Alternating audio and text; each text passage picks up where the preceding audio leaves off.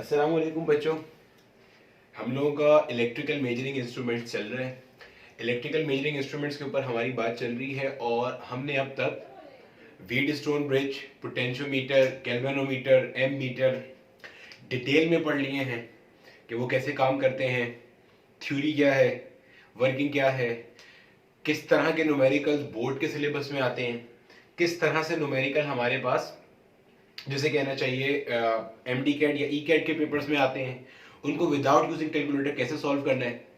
आज के इस लेक्चर में हम लोग एक और इंस्ट्रूमेंट पढ़ेंगे, electrical instrument, that is metre bridge.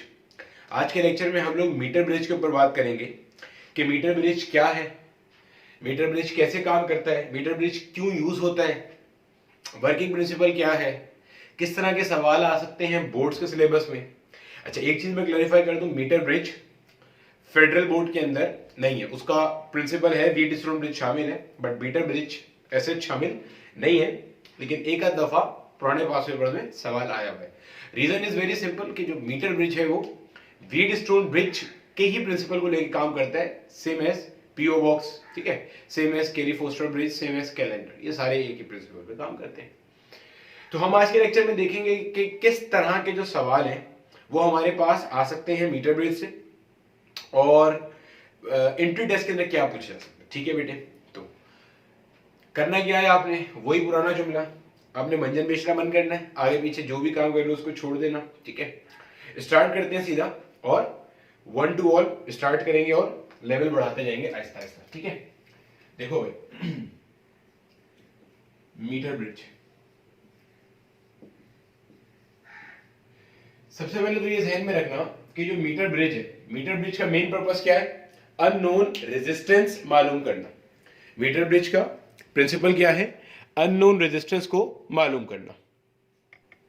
ठीक है बेटे, तो सबसे पहली चीज हमारे पास आ गई कि मीटर ब्रिज का काम क्या है, to measure the value of unknown resistance. किस प्रिंसिपल पे काम करता है, ध्यान में रखिएगा, ये काम करता है, it works on balance, it works on balanced Wheatstone bridge principle। अच्छा, अब बैलेंस व्हीटस्टोन ब्रिज प्रिंसिपल क्या था, व्हीटस्टोन ब्रिज क्या था, आपको याद होगा, हमने इस तरह की एक कहानी पढ़ी थी।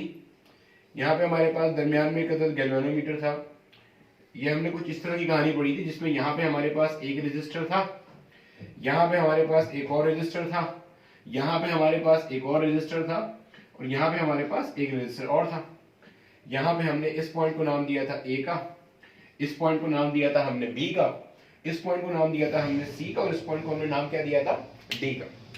हमने कहा था ये हमारे पास रेजिस्टेंस R1 है, ये रेजिस्टेंस R2 है, ये रेजिस्टेंस क्या है R3, और ये रेजिस्टेंस क्या है R4। आपको याद होगा हमने बात की थी, ये हमारा व्हीटस्टोन ब्रिज अरेंजमेंट है रेजिस्टर्स का। हमने कहा था कि अगर आप इस व्हीटस्टोन ब्रिज को बैलेंस करना चाहते हो तो तरीका क्या होता है कि आपने ये जो पॉइंट सी और पॉइंट डी है, इन दो पॉइंट्स का पोटेंशियल करना होता है सेम। देखो, अगर इन दो पॉइंट्स का पोटेंशियल सेम हो जाएगा तो मतलब ना चार्ज सी से डी पर आएगा और ना चार्ज डी से कहां जाएगा, सी पे। ठीक है, देखो जब कभी भी दो पॉइंट्स का पोटेंशियल सेम है तो उनके दरमियान में चार्ज तो फ्लो करेगा ही नहीं ना, क्योंकि चार्ज फ्लो ही क्यों करता है, due to the difference of potential। But since in a balanced Wheatstone bridge these two points are having equal potential, hence no charge will flow in between। जब कोई चार्ज फ्लो नहीं करेगा तो हमारे पास इस गैल्वेनोमीटर की रीडिंग क्या हो जाएगी, जीरो, यानी कि गैल्वेनोमीटर जो करंट डिटेक्ट करेगा वो क्या हो जाएगा, जीरो। ठीक है मेरा बेटा, और ये कब होता है, इन दो पॉइंट्स का पोटेंशियल सेम कब होता है, जब R1 by R2, मैंने आपको पढ़ाते हुए बताया था, गैल्वेनोमीटर के एक तरफ की रेजिस्टेंसेस का रेशियो, गैल्वेनोमीटर के एक पासे की रेजिस्टेंसेस का रेशियो बराबर होता है गैल्वेनोमीटर के दूसरी तरफ के रेजिस्टेंसेस के रेशियो के। R1 by R2 will be equal to R3 by R4।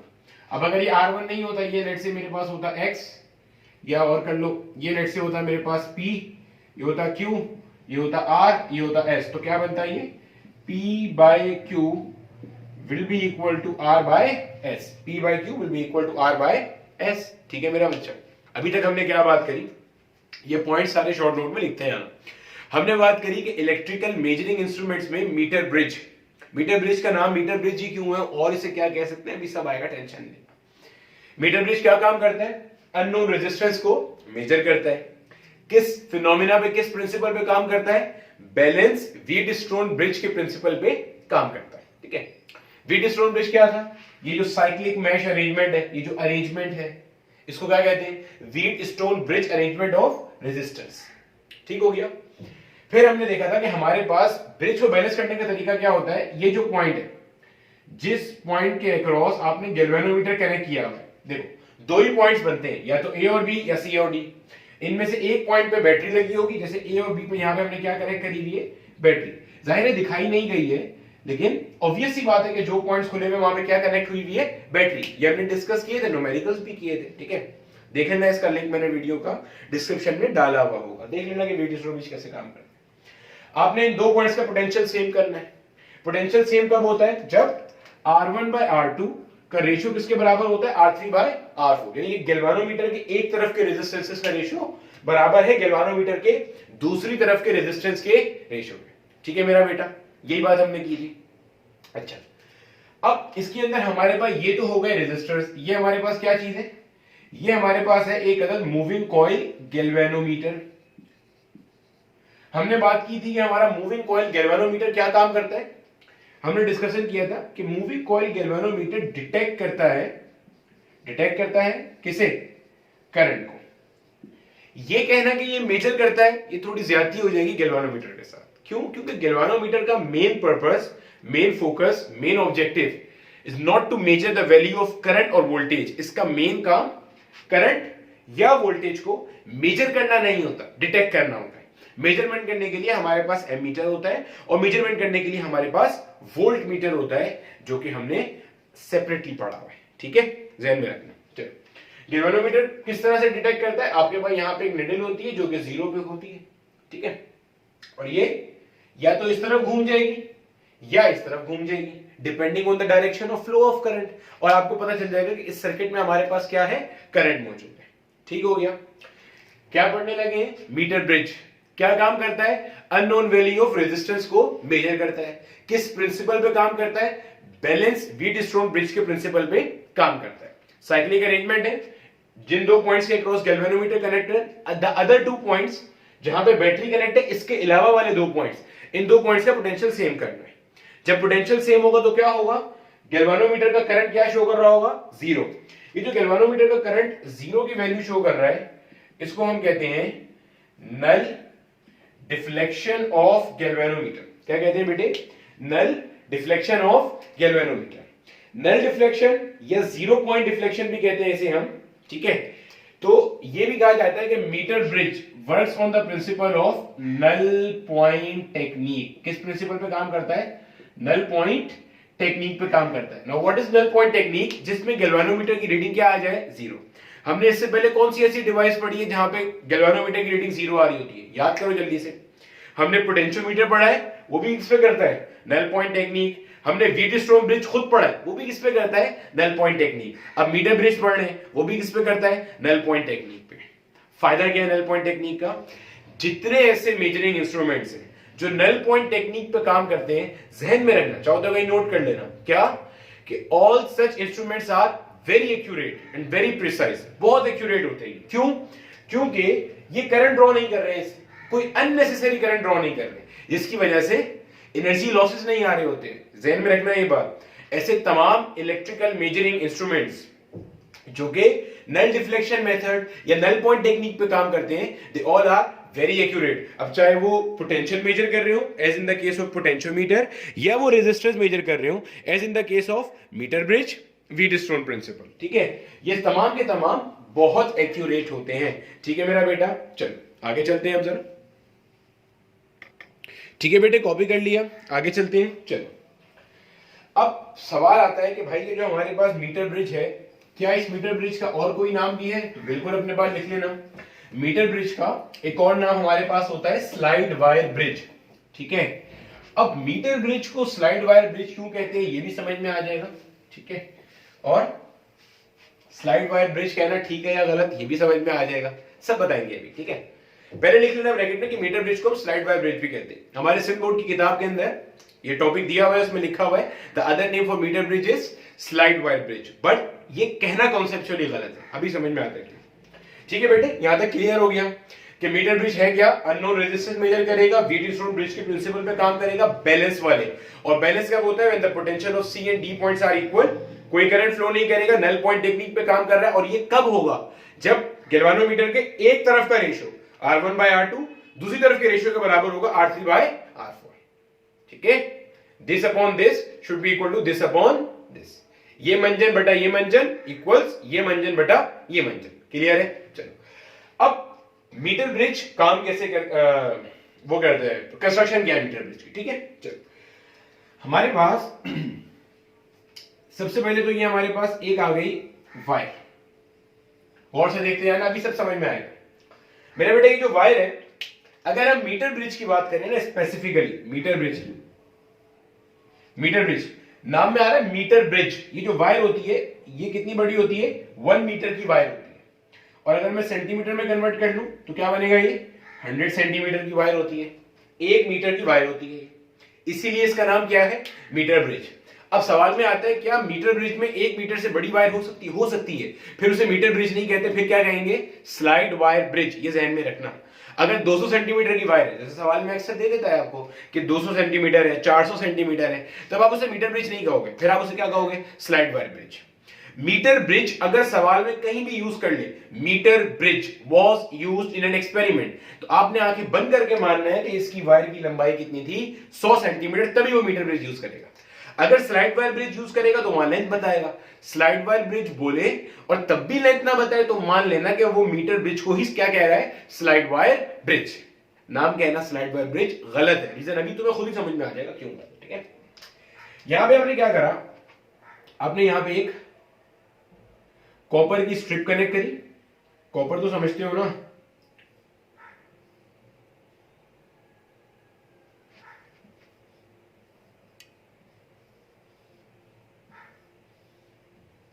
ये आपने कॉपर की स्ट्रिप कनेक्ट कर ली, ठीक है।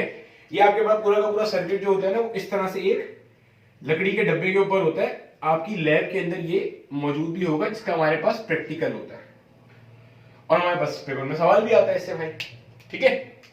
ये आ गया। अब ये हमारे पास कॉपर की स्ट्रिप है, ध्यान में रखना, ये थिक कॉपर स्ट्रिप। अमूमन किताब वाले इसे थिक मेटेलिक स्ट्रिप लिखते हैं, कॉपर नहीं लिखते, जाहिर सी बात है, सबसे अच्छा कॉपर तो नहीं है, सबसे अच्छा तो हमारा सिल्वर है। हम क्यों कॉपर लिख रहे हैं, रीजन इज जो लैब का ऑपरेटर्स होता है मेरा बेटा, वो कॉस्ट इफेक्टिव भी तो होना चाहिए ना, बात समझ आ रही है। अब आप किसी बिलियनियर की कॉलेज में तो प्रैक्टिकल नहीं कर रहे, या आप किसी बहुत अमीर बंदे के उसमें तो नहीं कर रहे, तो copper is a good conductor. दूसरे नंबर पे है, पहले नंबर पे सिल्वर है obviously, but silver is to costly, तो उसको हम यूज नहीं कर सकते, ठीक है। चलो अब यहां देखो, ये जो गैप है इसको मान लो कह रहे हैं गैप नंबर 1 और इसको कह रहे हैं गैप नंबर 2। इस गैप नंबर 1 में आपने एक रेजिस्टेंस लगाई होती है, ठीक है, लेट्स से R। This R is the unknown resistance, जो मैंने अभी ऊपर मंजन बेचा था ना कि मीटर ब्रिज का काम क्या होता है, अननोन रेजिस्टेंस की वैल्यू मालूम करना, तो this R is the unknown resistance. अच्छा, ये जो जगह होती है मेरा बेटा, आपको इस किताब में तो यहाँ पे दिखाया गया कि एक रेजिस्टेंस यहां भी लगती है, एस से शो किया हुआ है, एस को हम लोग कहते हैं स्टैंडर्ड रेजिस्टेंस। स्टैंडर्ड रेजिस्टेंस या ये हमारे पास होती है नॉन रेजिस्टेंस। लेकिन जब आप प्रैक्टिकल करोगे ना, तो यहां पे एक्चुअल में क्या होता है, रेजिस्टेंस बॉक्स होता है, देखा है आपने, डार्क ब्राउन से रंग का होता है, उसमें काले काले रंग की कीज होती हैं, आप अपनी मर्जी की की निकाल रहे होते हो। तो मैं इसलिए कह रहा हूं ये हमारे पास एक, यहाँ पे हमारे पास एक्चुअल में क्या होता है, स्टैंडर्ड रेजिस्टेंस, इन एक्चुअल क्या चीज होती है, ये हमारे पास एक रेजिस्टेंस बॉक्स होता है। रेजिस्टेंस बॉक्स का फायदा क्या होता है, आप अपनी मर्जी की की निकाल सकते हो, अपनी मर्जी की की इंसर्ट कर सकते हो, as a result of which you can get desirable या वांटेड रेजिस्टेंस। जो रेजिस्टेंस आपको चाहिए इसमें, वो आपको यहां मिल सकती है। मतलब कहने का मकसद ये फिक्स नहीं होती, आप वेरी कर सकते हो, ज़हन में रख लेना, ठीक है। क्यों करेंगे वो सब भी समझ में आएगा, ठीक है मेरा बेटा। अच्छा जनाब, ये जो हमारे पास वायर है, ये जो आपके पास मीटर ब्रिज का वायर होता है, इस वायर के बारे में दो चीजें ध्यान में रखनी है। पहली चीज, ये जो वायर होता है इस वायर का क्रॉस सेक्शन कैसा होता है? यूनिफॉर्म। मतलब ये जो पूरा वायर है इसका पूरा क्रॉस सेक्शन यूनिफॉर्म ए चलेगा। मतलब वायर पूरा एक बराबर मोटाई का है, ना कहीं से पतला है ना कहीं से ज्यादा मोटा है। बात समझ आ रही है? अभी सबका रीजन समझ में आएगा कि क्यों है। जब आप किताब खोल के भी देखोगे या अगर कभी आपकी कोचिंग में कराया जाएगा तो उसमें वहां पे ये लिखा जाएगा, a wire having uniform cross sectional area A is to be used in metre bridge experiment या इंस्ट्रूमेंट। पूछोगे तो वो आपको शायद बता दे शायद ना बताए, लेकिन मैं आपको यहां बता दूंगा अभी के क्यों हम लोग यूनिफॉर्म क्रॉस सेक्शन का यूज करते हैं। वेरिएबल कहीं मोटा कहीं पतला, पतलू मोटू करने से क्या होगा वो भी सब समझ में आएगा। ठीक है, अच्छा दूसरी चीज इस वायर के बारे में, ये वायर जिस मटेरियल का बना होता है वो नॉर्मली क्या होते हैं? एलॉय होते हैं। और ये ऐसे एलॉय होते हैं whose coefficient of resistance do not depend on temperature. ये आसान कर लो, ऐसा तो कोई भी कोफिशिएंट ऑफ रेजिस्टेंस नहीं है जो टेम्परेचर पे डिपेंड ना करे, सारे करते हैं। ऐसा कर लो, whose coefficient of resistance is very low. Very low मतलब आप इसको यूं कर लो, देखो हम तो वायर को भी तो कॉपर का बना सकते थे, कॉपर इतना ही अच्छा कंडक्टर है तो वायर को भी किसका बनाते थे? कॉपर का।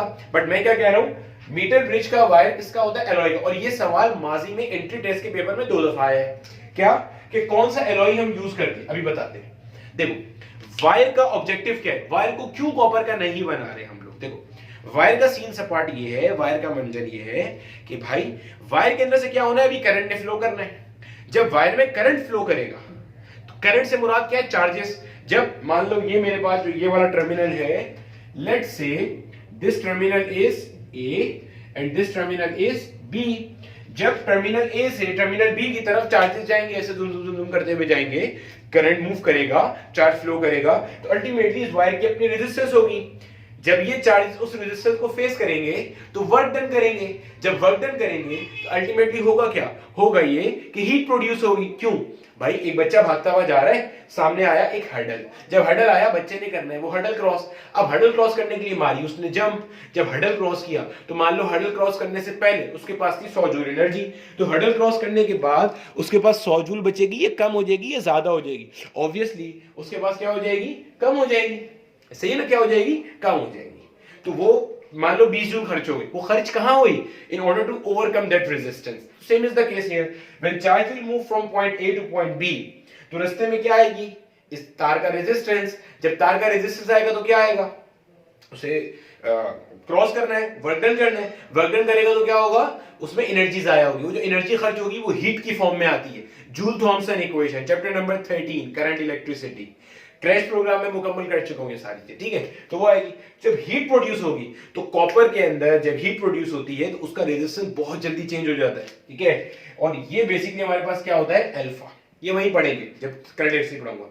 अल्फा बताता है कि किसी मटेरियल का टेम्परेचर चेंज होने से रेजिस्टेंस कितना चेंज हो रहा है। तो आपने ऐसा एलॉय कंसीडर करना है कि जो टेम्परेचर जिसका रेजिस्टेंस टेम्परेचर इंडिपेंडेंट हो।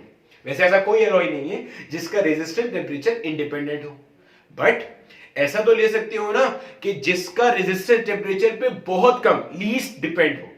यानी कि बहुत सारा टेम्परेचर चेंज करने पे रेजिस्टेंस थोड़ा सा चेंज हो तो हम कहेंगे वो तकरीबन इंडिपेंडेंट है। पहले बड़ा आपने ऐसा एलॉय यूज करना है जिसका रेजिस्टेंस टेम्परेचर पे लीस्ट डिपेंडेंट हो, बहुत थोड़ा सा डिपेंड करता हो। ना ही करता हो तो अच्छा है, बट ऐसा कुछ होता नहीं है। तो हम लोग यहाँ पे जो एलॉय यूज करते हैं, मैंने पोटेंशियोमीटर पढ़ाते हुए भी यही चीज बताई थी, हम लोग या तो कॉन्स्टेंटन यूज करते हैं या हम मैंगनीन यूज करते हैं। ध्यान में रखिएगा, मैंने पोटेंशियोमीटर में भी यही बताया था, या तो कॉन्स्टेंटन यूज करते हैं या मैंगनीन यूज करते हैं। रेजिस्टेंस बॉक्सेस भी इनसे ही बनते हैं, ओमिक रेजिस्टेंस बॉक्सेस। ठीक है, अच्छा जो हमारे सिंध बोर्ड वाले या जो खास तौर पे एंट्री टेस्ट की प्रिपरेशन के लिए देखें, जो सिंध बोर्ड के अलावा वाले हैं, पंजाब, फेडरल, केपी के, कहीं के भी, ठीक है, आपने क्या करना है? कॉन्स्टेंटन और मैंगनीन की कंस्ट्रक्शन, एलॉय है ना, तो एलॉय क्या होता है? Combination of different metals. आपने इसकी कंस्ट्रक्शन याद करनी है। हो सकता है कभी एग्जामिनर आपसे पूछ ले, बोर्ड के सिलेबस वालों से नहीं पूछेगा बट उनसे पूछ सकता है। सिंध बोर्ड वालों के सिलेबस में बता पूछा जा सकता है। क्यों? क्योंकि आपकी जो किताब है सिंध बोर्ड की, उसके अंदर पेज नंबर 91 के ऊपर सिन बोर्ड की बात कर रहा हूं, सिन बोर्ड की जो किताब है पेज नंबर 91 पे मटेरियल्स दिए हुए, उसमें कॉन्स्टेंटाइन और मैंगनीज की कंस्ट्रक्शन आपको दी हुई है। हमने अब तक मतलब कितने फीसद इसमें कॉपर है, कितने फीसद मैंगनीज है, कितने फीसद और क्या मंजन है, वो याद कर लेना, ठीक है, लिख लेना यही कहीं। अच्छा, अभी हमने क्या बात करी, ये हमारे पास एक वुडन बॉक्स है, इसके ऊपर ये हमारा 1 मीटर का तार लगा हुआ है। किसका है ये? Having uniform cross sectional area ए, मतलब हर तरफ से बराबर मोटाई का है, कहीं मोटा पतला लंबा चौड़ा, मतलब हर तरफ से बराबर मोटाई है, ठीक है। किस एलॉय का बना हुआ है? कॉन्स्टेंटाइन और मैंगनीज का। किसी और कंडक्टर का क्यों नहीं है? क्योंकि they are depending on temperature very much. ये वाले एलॉय टेम्परेचर पे डिपेंड तो करते हैं बट बहुत कम करते हैं, तो हमने कहा कि भाई चलो तकरीबन इंडिपेंडेंट है। हम चाहते ये हैं जब करंट गुजरे तो टेम्परेचर बढ़ेगा, क्योंकि हीट डिसिपेट करेंगे वो चार्जेस, तो जब हीट डिसिपेट हो टेम्परेचर बढ़े तो इस तार का टेम्परेचर ना चेंज हो, ये हमारा ऑब्जेक्टिव है, इसलिए हमने इनको यूज किया, ठीक है। ये हमारी कॉपर स्ट्रिप है, ये आ गया एक जगह हमारा अननोन रेजिस्टेंस है जो आपने नापना था। अच्छा बेटे, चूंकि मैं घर में बना रहा हूं तो हो सकता है बाहर से आपको कोई टीन डब्बे की आवाज भी आए, मतलब इग्नोर कर देना, ठीक है चीजें। तो ये हमारे पास स्टैंडर्ड रेजिस्टेंस है, और एक्चुअल में जब आप लैब में करोगे तो आपको यहाँ क्या मिलता है? रेजिस्टेंस का बॉक्स मिलता है, ठीक है। मैं रेजिस्टेंस में की निकाल के अपनी मर्जी की, यानी कि आप एक डिजायरेबल रेजिस्टेंस हासिल कर सकते हो। डिजायरेबल का मतलब है आप चेंज कर सकते हो वैल्यू, ठीक है। अच्छा, यहाँ पे हमारे पास एक है, तो मेरा बेटा ये जो पॉइंट है, इस पॉइंट को सी कहते थे। यहाँ पे हमारे पास होता है एक अदर तार आ रहा है, ये गैल्वानोमीटर है, और यहाँ पे हमारे पास ये जो है इसको हम कहते हैं जोगी। जोगी क्या होता है? ऐसे समझ लो, इस तरह का होता है, एक मेटल का टुकड़ा होता है, और उसकी जो आगे से किनारी होती है ना, एज जो होती है वो शार्प होती है, ठीक है। चिजल देखिए कभी, चिजल जो दीवार में ठोकते हैं, चिजल उस टाइप का, उतना भारी नहीं होता, बहुत हल्का सा होता है, चिजल टाइप की चीज होती है, ठीक है। पर वो आपके पास क्या होती है? जोगी होती है, ठीक है। हैविंग नाइफ एज, ये शार्प है। जिस पॉइंट पे आपने जोगी को प्लेस किया इस तार पे, वो पॉइंट आपका क्या कहला रहा होता है? डी कहला रहा होता है, ठीक है मेरा बेटा, क्लियर हो गया। Unknown resistance, known resistance, wooden box, copper strips, ये यकीनन स्क्रू होंगे जिनसे ये टाइट हुआ है।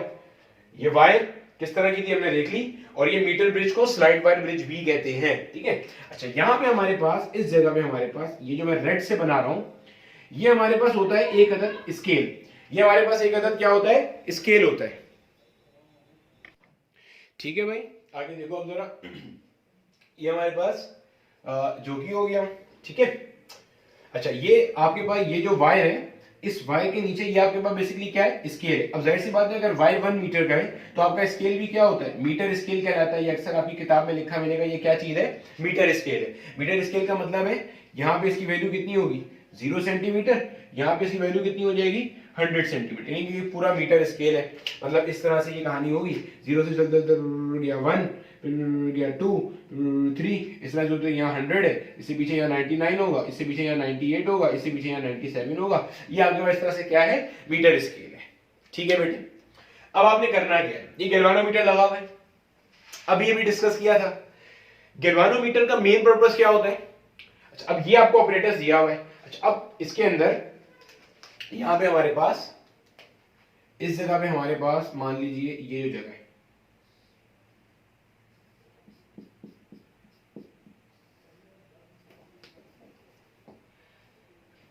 ये मान लीजिए हमारे पास यहाँ पे क्या कनेक्ट हुई हुई है? बैटरी कनेक्ट हुई हुई है। मान लो यहाँ पे हमारे पास एक अदद क्या है? ये की है, ये हमारे पास की है। जैसे इस की के अंदर प्लग इंसर्ट करेंगे तो क्या होगा? करंट फ्लो करना शुरू कर देगा। अब देखो क्या होगा, टेंशन यहां से देखो, गौर से देखो। करंट जैसे की इंसर्ट करेंगे, करंट इधर से आएगा, करंट ऐसे आएगा, क्योंकि करंट हमेशा बैटरी के पॉजिटिव से कहां आता है? नेगेटिव। करंट ऐसे आया आया आया आया आया। जब करंट यहां पे आया, करंट के पास दो रास्ते, एक रास्ता ये ऐसे ऐसे इधर से जाए, यूं यूं, और इधर से निकल जाए। दूसरा रास्ता इधर से ऐसे आए, ऐसे तार में से होता हुआ इधर से आए और इधर से निकल जाए। नजर आ रहा है?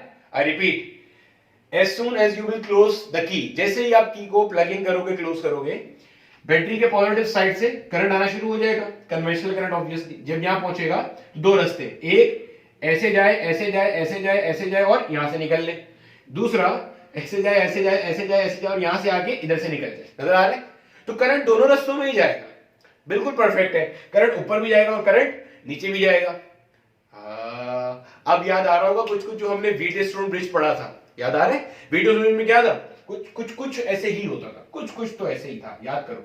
यहां से करंट आता था, कुछ यहां जाता था और कुछ यहां जाता था, याद आ रहा है? एक ब्रांच ये रहा, एक ब्रांच ये रहा, तो कुछ वीडियो स्टोन ब्रिज जैसा लगता नजर आ रहा है। चलो देखते जाओ, बाकी भी लगना शुरू हो जाएगा। अब आपने करना क्या होता है, ये जो आपकी जोकी होती है, जैसे जैसे आप इसको प्लेस करते हो, होता क्या है बेसिकली, चलो आपको कॉन्सेप्ट को समझाने की कोशिश करते हैं, थोड़ी इसमें से गंदगी, पहले इसको छाप लो, चलो 1 2 3 4 5, चलो देखो अब जरा समझने की कोशिश करते हैं। हमारा टारगेट क्या है कि हमने जोकी को, जो हम लैब में करते हैं वो बता रहा हूं, हमने जोकी को एक ऐसे पॉइंट पे रखना होता है कि गैल्वानोमीटर हमारा क्या शो कर रहा हो, नल डिफ्लेक्शन शो कर रहा हो। ठीक है, देखो हमने क्या करना होता है, हमने एक ऐसे पॉइंट पे रखना होता है कि गैल्वानोमीटर हमारा क्या शो कर रहा हो, नल डिफ्लेक्शन शो कर रहा हो। मतलब ये सपोज कर लो हमारे पास था मीटर ब्रिज का वायर, ठीक है, ये मान लीजिए हमारे पास थी एक कॉपर स्ट्रिप, ठीक है, ये मान लीजिए हमारे पास थी एक और कॉपर स्ट्रिप, ठीक है, और यहां पे हमारे पास था, ये पॉइंट था हमारा C, यहां पे हमारे पास एक R रेजिस्टेंस थी जो कि मालूम करनी थी, ये हमारी एक S रेजिस्टेंस थी जो कि हमें पता थी, ये हमारा गैल्वानोमीटर था और ये हमारा जोकी था। ठीक है, अब देखो करना क्या है हमारे पास। अच्छा, बात लोग ना बैटरी को ऐसे दिखा देते हैं कि इधर से नीचे से लगी हुई है, तो क्या फर्क पड़ता है, नीचे लगाओ तो बैटरी ऊपर लगा दो। फिलहाल मैंने कहां से शो कर दी बैटरी को, ये ऊपर से शो कर दी। जैसे ही आपने यहाँ कनेक्ट करा, अब हुआ क्या, जब देखो गौर से देखो, अब यहाँ पे कनेक्ट हुआ तो आपके पास चार्जेस के बाद दो रास्ता है, एक यहाँ पे जो चार्ज आया, एक चार्ज चला जाएगा इधर, कुछ चार्ज चले जाएंगे इधर। ये बात समझ आ रही है? यहां वाले होते होते इधर से इधर पहुंचेंगे, यहां वाले ऐसे ऐसे होते हुए इधर से पहुंच जाएंगे। क्लियर है? अब आपने करना क्या है, आपने इस जोकी को इस पूरे वायर में एक ऐसी जगह पे टच करना है जहां पे गैल्वानोमीटर का करंट क्या हो जाए, 0। गैल्वानोमीटर के करंट से क्या मुराद है, जरा ये भी समझो, कॉन्सेप्ट का ना फील हासिल करो, कॉन्सेप्ट को देखो, गौर से समझो। मान लो, गौर से सुनो, मान लो यहां से आए दो चार्जेस, मिसाल के तौर पे ऊपर से कितने आए, दो चार्जेस, एक चार्ज गया इधर, या और आसान कर लो, मान लो यहां से आए 3 चार्जेस, थोड़ा सा आसान हो जाएगा। इस पूरे रास्ते की रेजिस्टेंस थी कम, नीचे वाले की रेजिस्टेंस थी ज्यादा। हमें पता है अगर कभी भी बहुत सारे चार्जेस आ रहे हैं और दो ब्रांचेस मिल रही, ये भी बिल्कुल प्रीवियस वीडियो में डिस्कस किया था, दो ब्रांचेस हैं, तो ज्यादा चार्ज वहां जाएगा जिसकी रेजिस्टेंस क्या होगी, कम, और कम चार्ज वहां जाएगा जिसकी रेजिस्टेंस क्या होगी, ज्यादा। तो मान लो ऊपर वाले रास्ते की रेजिस्टेंस है कम, तो यहां पे चले गए दो चार्जेस, यहां पे कितने आ गए, दो चार्जेस आ गए, और नीचे कितने आ गए, एक चार्ज आ गया, 3 थे ना, 2 हो गए, नीचे वाले की ज्यादा, तो यहां एक चार्ज चला गया। अब ये दो चार्जेस इधर से होके पहुंच गए इधर तक, ये दो चार्जेस इधर से होके कहां आ गए, इधर तक। सिमिलरली एक चार्ज इधर से होके आ गया इधर तक, आपने जोकी ये प्लेस कर दी। अब गौर से देखो आपने क्या करा, आपने जोकी को प्लेस करके किया क्या, आपने एक जोगी को प्लेस करके एक तरह का ब्रिज प्रोवाइड कर दिया, एक और रास्ता दे दिया, किसका, कि भाई जो ऊपर वाले दो चार्ज हैं वो नीचे आ सकते हैं, और जो नीचे वाला एक चार्ज है वो कहां जा सकता है, ऊपर। बात समझ आ रही है? आपने क्या हरकत करी, आपने एक ब्रिज दे दिया, एक रास्ता दे दिया, ताकि ऊपर वाले कहां आ जाए, नीचे, या नीचे वाले कहां चले जाए, ऊपर। अब कौन कहां जाएगा, जरा इसको एक एग्जाम्पल से समझते हैं बात को। ठीक है, ये मान लीजिए मेरे पास एक स्लाइड है, पार्क में कभी गए होगे ना, तो स्लाइड देखी होगी, झूला जिसिया जिसे कहते हैं। ठीक है, ये जमीन से मान लीजिए 10 फीट ऊपर है, ये भी जमीन से कितनी है भाई, 10 फीट ऊपर है। जितने लोगों ने मेरा वीडस्टोन ब्रिज का लेक्चर देखा है, सेम एग्जांपल से मैंने वहां भी समझाया था। ठीक है, मतलब दोनों एक बराबर की स्लाइड है और ये जमीन है, मतलब दोनों पैरेलल स्लाइड और बिल्कुल बराबर है। ठीक है, अब यहां पे भी बहुत सारे लोग हैं जो ऊपर से घिसटते हुए नीचे आ रहे हैं, स्लाइड करते हुए, यहां भी बहुत सारे लोग हैं जो स्लाइड करते हुए कहां आ रहे हैं, नीचे आ रहे हैं। क्लियर है? यहां कहीं पे मान लीजिए आपके पास, लेट अस जस्ट अज्यूम, इस पॉइंट के ऊपर आपके पास एक ब्रिज है, इस तरह का एक ब्रिज है जो इस स्लाइड को इस स्लाइड से जोड़ सकता है। ठीक है, आपके पास एक ब्रिज है, ये मान लीजिए स्लाइड ए है, ये मान लीजिए आपकी स्लाइड बी है। एक ब्रिज है आपका जो स्लाइड ए को किससे जोड़ सकता है, स्लाइड बी से, but this bridge is movable. आपने क्या करा, आपने स्लाइड को उठाया और इस स्लाइड को इधर कर, मतलब इधर से मूवेबल नहीं, आगे से मूवेबल, यहां रख सकते हो, यहां, मतलब जहन में जरा इमेजिन करो, दो स्लाइड्स है ऐसे, इस स्लाइड से एक ब्रिज निकल रहा है जो यहां तो फिक्स है, मतलब इसके बिल्कुल मिड से निकल रहा है, यहां फिक्स है, लेकिन आगे वाला पॉइंट नीचे भी हो सकता है, यहां भी हो सकता है, ऊपर भी हो सकता है। अगर आप इसको यहां कनेक्ट करते हो तो यहां से लोग यहां जाएंगे, ए से बी पे जाएंगे या बी से ए पे आएंगे स्लाइड करते हुए। आई रिपीट, ए से बी पे जाएंगे स्लाइड करते हुए या बी से ए पे आएंगे? तो ए से कहां जाएंगे? बी पे, क्योंकि ये हायर पोटेंशियल है, ये क्या है? Lower potential. इसकी हाइट ज्यादा है, इसकी हाइट क्या है? कम है। तो ग्रेटर पोटेंशियल से लेसर पोटेंशियल की तरफ स्लाइडिंग हो रही होगी। अच्छा, अब आपने क्या हरकत करी? अब आपने ये हरकत करी, आपने उसको रख दिया यहां। अब इधर से इधर आएंगे, ऐसे ही है ना? इधर से इधर तो जा ही रहे हैं ऑब्वियसली, साथ में आएंगे इधर, लेकिन इधर से इधर नहीं जाएंगे, क्योंकि यहां से यहां स्लाइडिंग नहीं होगी, यहां से यहां वर्क डन करके जाना पड़ेगा, मेहनत करके जाना पड़ेगा, स्लाइडिंग पॉसिबल नहीं है। अच्छा, अब आपने क्या करा? अब आपने रख दिया इसको बिल्कुल मिड में, ना इधर से इधर जाएंगे ना इधर से इधर जाएंगे, क्योंकि इन दोनों पॉइंट्स का पोटेंशियल कैसा है? सेम। अगर ये समझ में आ गया, भाई ये क्या हम जोगी के साथ करते हैं। मान लो जोगी ने यहां पे बैलेंस होना है, आपने इधर रखा तो गैल्वानोमीटर एक तरफ घूम गया। क्यों? ऊपर वाले का पोटेंशियल ज्यादा, नीचे वाले का पोटेंशियल कम। कहां से आ रहे हैं चार्ज? ऊपर से नीचे आ रहे हैं। आपने जोगी को उठा के रखा आगे, अब मान लो नीचे वाले का पोटेंशियल ज्यादा है, ऊपर वाले का पोटेंशियल क्या है? कम। तो नीचे से कहां जा रहे हैं? समझ आई है बात? क्लियर हुआ है? यानी कि इस तरह से जोगी को आपने मीटर ब्रिज के प्रैक्टिकल में भी ऐसे ही करते हैं। जोगी को एक तरफ रखा, मान लो ऊपर का पोटेंशियल ज्यादा, नीचे का कम, ऊपर से नीचे आ गए। अगली तरफ रखा, नीचे का ज्यादा, ऊपर का कम, नीचे से ऊपर आ गए। आपको कैसे पता चलेगा कि ये चेंज हो रहा है? गैल्वानोमीटर अगर मान लो यहां रखने पे इधर जा रहा था, तो इधर रखने पे इधर जा रहा था। आपने ऐसा पॉइंट ढूंढना है गैल्वानोमीटर जिसमें ना इधर जाए और ना इधर, यानी कि बिल्कुल ऐसे स्ट्रेट फास्ट है, सेंटर में। क्लियर हुई है? ये आपने करना होगा, ठीक है? ये हमारे पास है। मान लीजिए हमें यहाँ पे एक पॉइंट मिल गया, ठीक है मेरा बेटा? मान लीजिए कि आपको यहाँ पे एक ऐसा पॉइंट मिल गया जहां पे आपके पास वो कहीं नहीं जा रहा मतलब गैल्वानोमीटर क्या शो कर रहा है? 0। ठीक है बेटे, आपने क्या करना है? आपने एक ऐसा पॉइंट ढूंढना है जहां पे ये क्या शो कर रहा हो? 0। जब ये 0 शो करेगा तो गैल्वानोमीटर की ब्रांच से फ्लो होने वाला करंट कितना हो जाएगा? 0 हो जाएगा। और जब ये पॉइंट मिल जाए, आपने यहां से यहां तक की क्या करनी है? लेंथ नाप लेनी है। ये कितनी हो गई? L। और मैंने अभी बताया था मीटर ब्रिज की बात कर रहे हैं, तो मीटर ब्रिज का मतलब ये पूरी लंबाई कितनी होती है? 100 सेंटीमीटर। ये कितनी हो गई? L। तो ये बची हुई कितनी हो जाएगी? 100 माइनस, ऐसे ही है। अब कुछ बैलेंस व्हीटस्टोन ब्रिज वाली वाइब्स आ रही है, कुछ वही लग रहा होगा ये। देखो जरा कैसे लग रहा है, देखो। अच्छा, ये जो पूरी की पूरी वायर है, ये जो पूरी वायर है, इस वायर की भी अपनी कोई ना कोई लंबाई होगी, इसकी अपनी कोई ना कोई रेजिस्टेंस भी होगी। मान लीजिए, अज्यूम कर लेते हैं, जहां पे आपने रखा है ना, ये वाला पॉइंट हमने क्या लिया था? D। इस पॉइंट को आपने क्या लिया था? गौर से देखना, A। इसको भूल जाओ जरा, ये समझाने के लिए बात ही खत्म हो गई। इस पॉइंट को क्या लिया था? B। ये जो वायर है A से लेके B तक का वायर, इसकी अपनी कोई रेजिस्टेंस होगी। इसको अगर मैं दो हिस्सों में तोड़ देता हूं, RAD या RDB। RAD यहां से यहां तक की रेजिस्टेंस, RDB यहां से यहां तक की रेजिस्टेंस, ठीक है? आपको याद है हमने चैप्टर 13 करंट इलेक्ट्रिसिटी में फॉर्मूला पढ़ा था, रो इंटू एल अपॉन ए।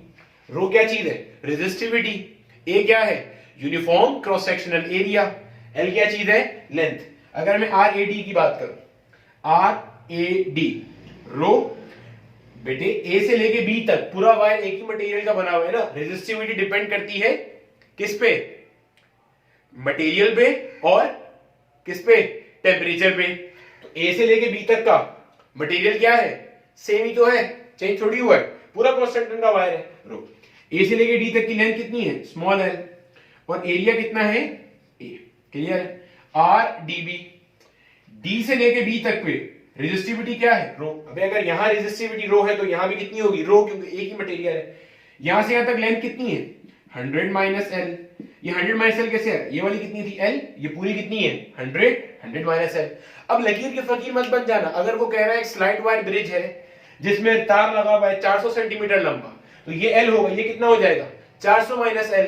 तो इतनी बात समझ लेना, ठीक है? अपॉन। क्लियर है? अगर मैं दोनों को डिवाइड कर देता हूं, कौन सा देखो, अगर मैं दोनों को डिवाइड करता हूं और इसको पलट देता हूं, अगर मैं इनको पलट देता हूं, नीचे वाले को पलटूंगा तो ऐसे मल्टीप्लाई हो जाएगा, rho L by A multiply by A upon rho into 100 minus L. Clear है? अब देखो, ए से ये क्या हो गया? कैंसिल। रो से रो क्या हो गया? कैंसिल। वो जो स्टार्ट में मैंने दो बातें बताई थी, क्या बातें? कॉन्सेप्ट जान के जियो। ये बताया था मैंने कि वायर के पास यूनिफॉर्म क्रॉस सेक्शनल एरिया होना चाहिए। ठीक है, वायर के पास क्या होना चाहिए? यूनिफॉर्म क्रॉस सेक्शनल एरिया, मतलब पूरे वायर की मोटाई एक बराबर होनी चाहिए। देखो यहां पे रीजन, आपने ए से ए को क्या करा? काट दिया। अब मिसाल के तौर पे अगर आपके पास जो वायर था, अगर आपके पास पहले वायर होता पतला, बाद में क्या होता? मोटा। पहले क्या होता? पतला वायर, बाद में क्या होता? मोटा वायर। तो क्या आप ए से ए को काट सकते थे? नहीं। क्यों? इसलिए कि भाई पहले वायर का एरिया कुछ और है, बाद में वायर का एरिया क्या है? बदल गया ना, चाहे वो बढ़ जाए चाहे वो कम हो जाए। तो आप उसको कैंसिल कैसे करोगे? नहीं कर सकते। और फिर मीटर ब्रिज की वर्किंग कैसे करोगे? नहीं कर सकते। ये रीजन था कि आपके पास जो पूरा मीटर ब्रिज है, it should have a constant uniform cross sectional area, otherwise A will not be cancel out with A। Area cancel नहीं होगा। कैसे होगा? जब अननोन एरिया है तो, अननोन मतलब डिफरेंट एरिया, तो कैंसिल कभी नहीं होगा। क्लियर हो गया? सिमिलरली आपने यहाँ रो से रो को क्या करा? कैंसिल। रो क्या होती है? रेजिस्टिविटी। मटेरियल तो सेम है बट रेजिस्टिविटी किस पर डिपेंड करती है? टेम्परेचर पे। अब मानो जरा गौर से समझो बात को, गौर से समझो। चार्ज निकला, चार्ज ने आहिस्ता आहिस्ता रेजिस्टेंस फेस करना शुरू करी, हीट डिसिपेट करता गया, आगे जाते जाते टेम्परेचर बढ़ रहा है। अब पीछे इतनी हीट डिसिपेट नहीं करी, आगे जाते जाते हीट डिसिपेट बढ़ती जा रही है, तो टेम्परेचर बढ़ता जा रहा है। आगे का रेजिस्टिविटी कुछ और है, पीछे का रेजिस्टिविटी कुछ और है, क्योंकि पीछे का टेम्परेचर कुछ और है, आगे का टेम्परेचर कुछ और है। तो अल्टीमेटली रो से रो भी कैंसिल नहीं होगा। फिर बात समझ आई है मेरा बेटा? अगर पूरी तार में टेम्परेचर ही यूनिफॉर्म नहीं है तो रेजिस्टिविटी कैसे यूनिफॉर्म होगी? रेजिस्टिविटी डिपेंड किस पे करती है? टेम्परेचर पे। अब पीछे आपके पास जब चार्ज आ रहा था तो आहिस्ता आहिस्ता हीट डिसिपेट करता आया आया आया, पहले पीछे टेम्परेचर कम है, आगे टेम्परेचर ज्यादा है, तो रेजिस्टिविटी भी वेरी कर गई है। तो इसलिए हमने ऐसा मटेरियल चूज करना होता है जिसका टेम्परेचर डिपेंडेंसी बहुत मिनिमल, मतलब बहुत कोई बड़ा सिग्निफिकेंट चेंज इन टेम्परेचर उसकी रेजिस्टेंस चेंज करे, अदरवाइज नहीं हो चेंज। ठीक है, इसलिए करते हैं। फिर मैंने कहा था स्लाइड वायर ब्रिज। मैंने स्लाइड वायर ब्रिज नाम देना गलत है, क्योंकि आपने जोगी को स्लाइड नहीं करना होता। स्लाइड करने से क्या होगा? एक तार है, जब उस पर आप ऐसे स्लाइड करोगे, जंगलीपन करोगे, तो अल्टीमेटली वो तो तार तो चपटा हो जाएगा, पतला हो जाएगा, तो एरिया चेंज हो जाएगा, तो वैल्यू में मसला आएगा। आपने स्लाइड में स्लाइड नहीं करना होता, आपने जोगी को ऐसे प्लेस करना होता है, लिफ्ट करना होता है, प्लेस करना होता है। जब मैं प्रैक्टिकल कराता हूं बच्चों को ये बता देता हूं कि भाई अगर उसके साथ ऐसी कसाईपन करोगे, ऐसे स्लाइड करोगे, तो एरिया चेंज हो जाएगा। ऐसे नहीं करना होता, ये वाली हरकतें नहीं करनी होती बेहुदा किस्म की। बात समझ आइए? प्लेस करना है, लिफ्ट करना है, प्लेस करना है, लिफ्ट करना है, दैट्स इट। ठीक है, तो आपको वो पॉइंट मिल गया, समझ आ गई? यहां पे हमारे पास क्या आ गया? R A D upon R D B किसके बराबर आ रहा है? L अपॉन 100 माइनस L के बराबर आ रहा है। ठीक है, अब जरा यहाँ पे देखो, एक चीज गौर से देखो जरा। अब जरा देखो यहाँ पे, अगर मैं आपको यही वाले जो सारे पॉइंट्स हैं A, B, C, D, R, L, ये अगर मैं यही आपको व्हीटस्टोन ब्रिज में बना के दिखा दूं, गौर से देखो जरा। ये हमारे पास था एक अदद व्हीटस्टोन ब्रिज जो हमने पढ़ा भी था। यहाँ पे ये मान लीजिए हमारे पास है पॉइंट A, ये मान लीजिए हमारे पास है पॉइंट B, ये मान लीजिए C है, ये मान लीजिए D है। A और B के दरमियान में आपने क्या कनेक्ट करी हुई है? बैटरी। अब याद देखो, A और C किधर है? A मेरा बेटा ये रहा A, ये क्या है? C। A और C के दरमियान में क्या लगा हुआ है? R। A और C के दरमियान में क्या लगा हुआ है? R। लगा दिया आपने। A और C के दरमियान में क्या है? R। A और D के दरमियान में क्या चीज है? ये A और D के दरमियान में, मान लो A और D के दरमियान में जो वायर है, इसकी रेजिस्टेंस कितनी थी? RAD। अभी तो ली थी, यहां से यहां तक की रेजिस्टेंस कितनी है? RAD। सिमिलरली D से B तक की रेजिस्टेंस कितनी ली थी? RDB। A से D तक की रेजिस्टेंस कितनी है? RAD। A से D तक की रेजिस्टेंस कितनी है? RAD। D से B तक की रेजिस्टेंस कितनी है? RDB। C से B, C से ये रहा C, ये रहा B, C से B तक की रेजिस्टेंस कितनी है? S। नजर आ रहा है मेरा बेटा ये चीजें? और देखो, C और D के दरमियान में क्या लगा हुआ है? गैल्वानोमीटर। C और D के दरमियान में क्या है? गैल्वानोमीटर। यहां क्या चीज शो कर रहा है? Zero current. व्हीटस्टोन ब्रिज जब बैलेंस हो जाता था तब भी यहां क्या रीडिंग आती थी? Zero, null deflection. सिमिलरली ये A पॉइंट है ना मेरा बच्चा, ये A पॉइंट है। A पॉइंट और B पॉइंट के दरमियान में क्या कनेक्ट हुई है? बैटरी। A पॉइंट और B पॉइंट के दरमियान में क्या कनेक्ट हुई है? बैटरी। इससे परेशान मत होना कि बैटरी ऊपर है, नीचे भी दिखा सकते हैं, दैट डजंट मैटर। ठीक है, तो ये हमारे पास क्या था? एक अदद बैलेंस व्हीटस्टोन ब्रिज। हमने पढ़ा था बैलेंस व्हीटस्टोन ब्रिज में R1 बाय R2 बराबर होता है किसके, R3 बाय R4 के। ये R1 है, R1 की जगह पे यहाँ क्या कनेक्ट हुआ नजर आ रहा है आपको, R1 की जगह पे कनेक्ट हुआ नजर आ रहा है R2 की जगह पे क्या नजर आ रहा है, दिस बाय दिस, ये मंजन बटा ये मंजन इक्वल ये मंजन बटा ये मंजन। पढ़ाया था गैल्वानोमीटर के एक तरफ की रेजिस्टेंसेस का रेशियो बराबर होगा गैल्वानोमीटर के दूसरी तरफ की रेजिस्टेंसेस के रेशियो के। R divided by RAD will be equal to S divided by RDB। Clear है? अगर इन्हें मैं फर्दर सिंप्लीफाई करूं, अगर इसे मैं फर्दर सिंप्लीफाई करूं, ये आ गया इधर, ठीक है, ये क्या बनेगा R upon RAD formula use करेंगे, R equals rho into L upon A। Rho into यहां से यहां तक की लेंथ कितनी है L, एरिया कितना है A, फिर क्या है हमारे पास S अपॉन R dB, यहां से यहां तक की रो 100 minus L upon A। Clear है? अब जो चीज कैंसिल हो रही है, A से A क्या हो रहा है, कैंसिल, रो से रो क्या हो गया, कैंसिल हो गया। क्यों? यूनिफॉर्म क्रॉस सेक्शन एरिया था पूरी वायर का, पूरी वायर के अंदर टेम्परेचर का इफेक्ट नहीं था, तो रेजिस्टिविटी रिमेन कांस्टेंट। क्या आ गया आपके पास, R upon L will be equal to S divided by 100 minus L। अब चूंकि ये नोन रेजिस्टेंस निकालना है, तो R will be equal to L multiply by S divided by 100 minus L। इसी चीज को बास टीचर ऐसे भी लिखवाते हैं, S multiply by L upon 100 minus L। ठीक है मेरा बेटा, ये हमारे पास था सीधा सीधा मीटर ब्रिज का कॉन्सेप्ट, मीटर ब्रिज का फॉर्मूला, जिससे आपके पास अक्सर पेपर में सवाल बनता है एंट्री टेस्ट के पॉइंट ऑफ व्यू से बात कर रहा हूं। ठीक है, बाकी आपके बोर्ड के सिलेबस में ये छोटी छोटी चीजें पूछ सकता है, क्या कि आपके पास गैल्वेनोमीटर क्या काम करता है, डिटेक्ट करता है करंट को। एरिया को यूनिफॉर्म क्यों रखना होता है, ताकि resistance per unit length of the wire हर जगह पे एक ही जितनी रहे। एरिया चेंज कर दोगे, एरिया कम ज्यादा कर दोगे, तो resistance per unit length change हो जाएगी। इस सेक्शन की रेजिस्टेंस कुछ और, इसकी कुछ और, इसकी कुछ और। क्यों? क्योंकि जहां एरिया कम होगा उधर की रेजिस्टेंस ज्यादा हो जाएगी, जहां एरिया ज्यादा होगा वहां की रेजिस्टेंस कम हो जाएगी। ऐसा एलॉय कॉन्सेंट्रेटर और मैंगनीज क्यों यूज करते हैं, रीजन वाज ताकि आपके पास क्या हो सके, टेम्परेचर डिपेंडेंसी मिनिमल हो सके, as a result of which resistivity will remain constant throughout the wire. ठीक है, और क्या था भाई, और जोगी को स्लाइड करना होता है या लिफ्ट इन प्लेस, तो लिफ्ट इन प्लेस करते, स्लाइड क्यों नहीं करते, अदरवाइज एरिया विल चेंज। ठीक है मेरा बेटा, चलो जल्दी कॉपी कर लो, आगे चलते हैं फिर।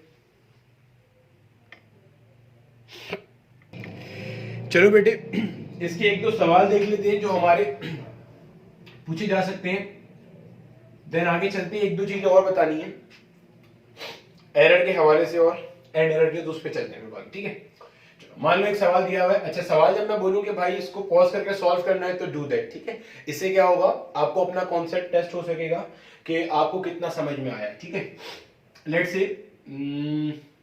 ये हमें एक मीटर ब्रिज दिया हुआ है। ठीक है, ये हमारे पास एक और कॉपर स्ट्रिप आ गया, ये आ गया। ठीक है, यहां पे मान लो हमारे पास एक रेजिस्टेंस है 6 ओम का, एक और रेजिस्टेंस यहां पे हमारे पास है 3 ओम का, एक रेजिस्टेंस यहां पे हमारे पास है 8 ओम का, यहां पे हमारे पास गैल्वेनोमीटर है। ठीक है, ये हमारे पास जो की कनेक्ट हुई हुई है। और आपको सवाल में कहा गया है कि जो मीटर ब्रिज है, इसके अंदर जो आपको नल पॉइंट मिला है, जो बैलेंस पॉइंट मिला है, वो कहां पे मिला है, 40 सेंटीमीटर पे। ठीक है, अच्छा ये लकीर के फकीर वाला क्वेश्चन मत करना कि ये 40 सेंटीमीटर यहां से है या यहां से। मैंने अभी बताया था, साथ में एक स्केल लगा हुआ है। स्केल में ये वाली साइड पे आपके पास क्या है, 0 सेंटीमीटर, तो ये वाली साइड में हमारे पास क्या है, 100 सेंटीमीटर। क्लियर है? तो यहां से यहां तक हमारे पास कितना दिया हुआ है, 40 सेंटीमीटर।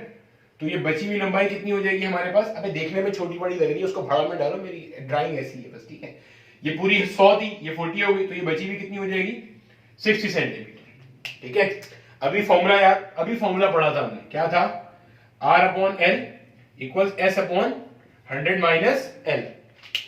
R अपॉन उसके सामने की लेंथ, S अपॉन उसके सामने की length, this resistance upon this, this upon this. याद करो तो कहानी वही है, दरमियान में क्या है, गैल्वेनोमीटर की एक तरफ की रेजिस्टेंस का रेशियो, गैल्वेनोमीटर की दूसरी तरफ की रेजिस्टेंस का रेशियो। गैल्वेनोमीटर के एक तरफ मंजन बटा मंजन, गैल्वेनोमीटर के दूसरी तरफ मंजन अपॉन मंजन, तो बात तो वही है। Galvanometer R1 by R2, galvanometer R3 by R4, तो सेम चीज है वो तो, ठीक है, बात समझ आई यहाँ पे। अब यहां पे देखो भाई, तुम्हें दो रेजिस्टेंसेस लगी नजर आ रही हैं और वो दोनों कैसी हैं, पैरेलल में। पैरेलल में सॉल्व करने के लिए जो हमारा फॉर्मूला है 1/R equivalent equals 1/R1 plus 1/R2, जो हमारे बोर्ड्स के बच्चे हैं वो ये यूज कर सकते हैं, ठीक है। बाकी हम लोगों ने जब पढ़ रहे थे तो इसी को ऐसे क्रॉस मल्टीप्लाई करके और पलट के इस तरह का एक शॉर्टकट पढ़ा था प्रीवियस वीडियो के अंदर, याद ही होगा। R1/R2 divided by R1 plus R2, R1 into R2 divided by R1 plus R2। नहीं पढ़ा तो अब पढ़ लेना। ये फॉर्मूला कब यूज करेंगे, when two resistors are connected in parallel, तो equivalent can be given by R1 into R2 divided by R1 plus R2, you can easily calculate from, ठीक, बात समझ आ गई हमें ये, ठीक है। सॉल्व कर लो इसे जल्दी से। 6 into 3 divided by 6 plus 3, 6 into 3 कितना होता है 18, 6 plus 3 कितना होता है 9, तो 9 1 जा 9 2 जा, क्या आंसर आया 2 ओम। गोया कि मैं इसकी जगह पे क्या यूज कर सकता हूं, मैं इसकी जगह पे एक रेजिस्टेंस यूज कर सकता हूं 2 ओम की रेजिस्टेंस। क्लियर हो गया। अब आपको उसने कह दिया कि बैलेंस पॉइंट है 40 सेंटीमीटर। बैलेंस पॉइंट का मतलब है करंट पासिंग थ्रू गैल्वेनोमीटर कितना हो गया 0 हो गया, तो दिस बटा this should be equal to this बटा दिस, दिस मंजन डिवाइडेड बाय दिस मंजन should be equal to this बटा दिस, ठीक है।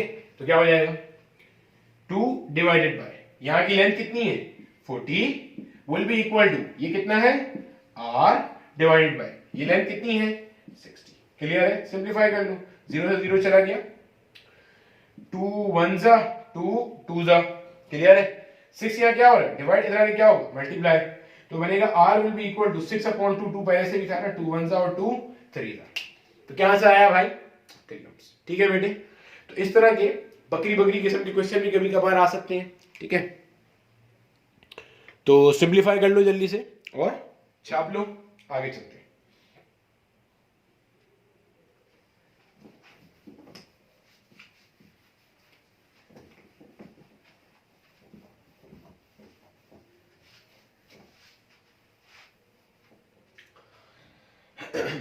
अगले सवाल पे चलते हैं, ठीक है। अगले सवाल में आपको दोबारा यही कहा जा रहा है, ये मान लीजिए हमारे पास एक अदद मीटर ब्रिज है,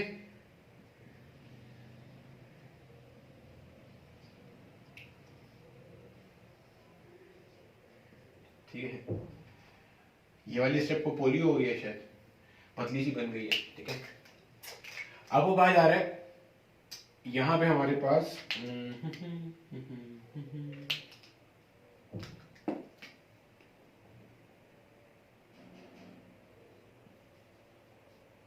एक दी हुई है 6 ओम की रेजिस्टेंस, एक दी हुई है 3 ओम की रेजिस्टेंस, एक दी हुई है 2 ओम की रेजिस्टेंस, ठीक है।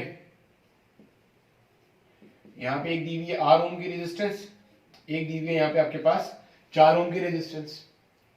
यहां पे हमारे पास ये क्या आ गया गैल्वेनोमीटर, ये हमारे पास क्या आ गई जोकी आ गई, और ये आपको कह रहे हैं कि balance point is found to be at 25 centimetre, find the value of R।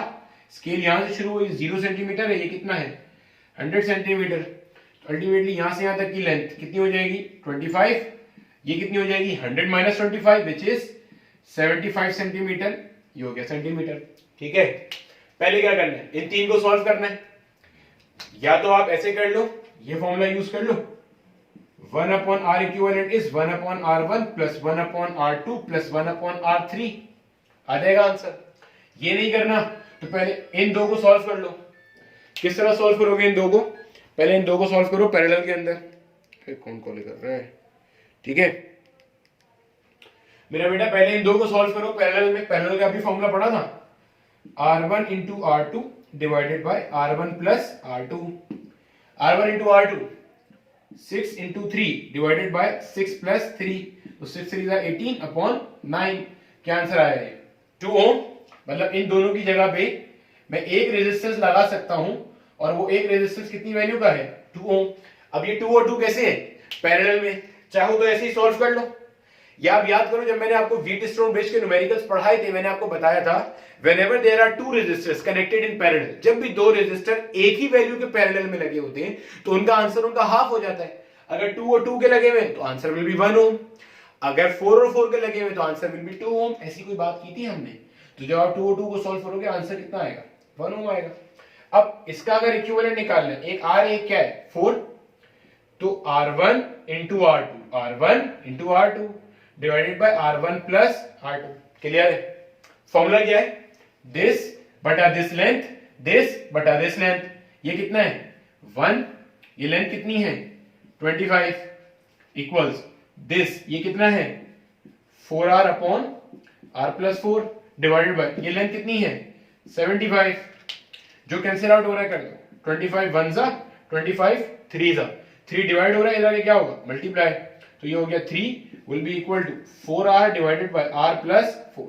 इस R प्लस 4 को भेज दो यहाँ पे, ये क्या बन जाएगा? 3 into R plus 4 will be equal to 4R।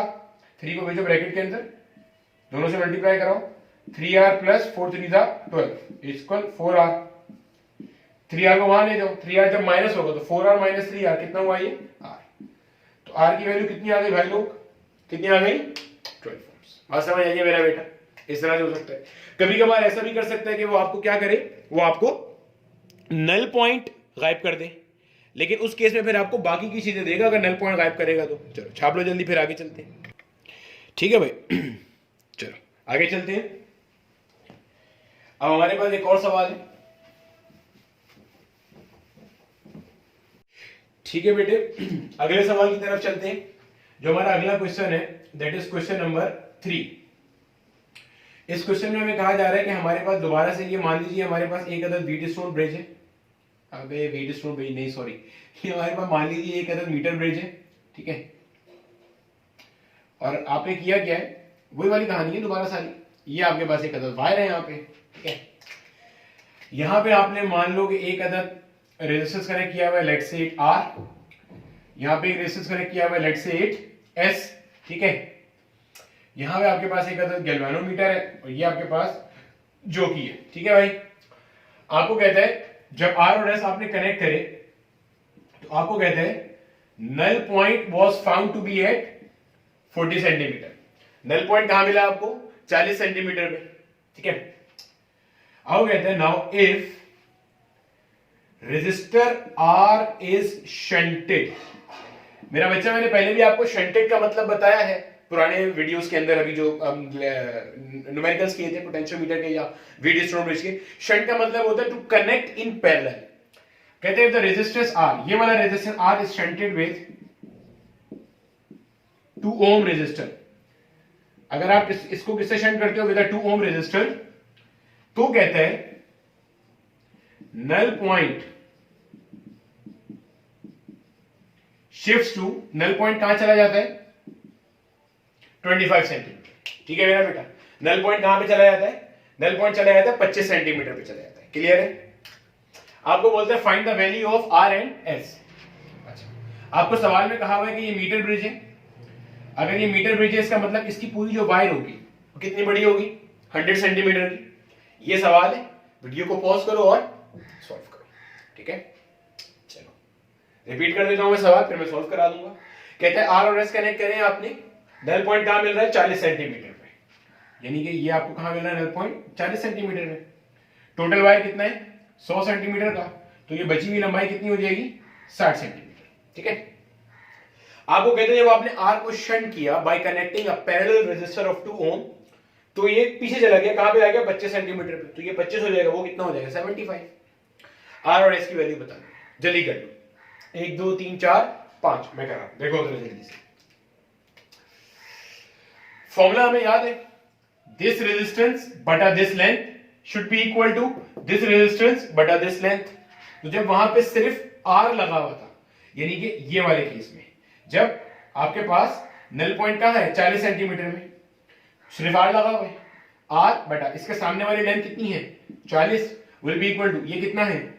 S बटा इसके सामने वाली लेंथ कितनी है? 60। सिंपल, 0 से 0 क्या हो गया? कैंसिल। 4 डिवाइड हो रहा है, वहां जाके क्या होगा? मल्टीप्लाई।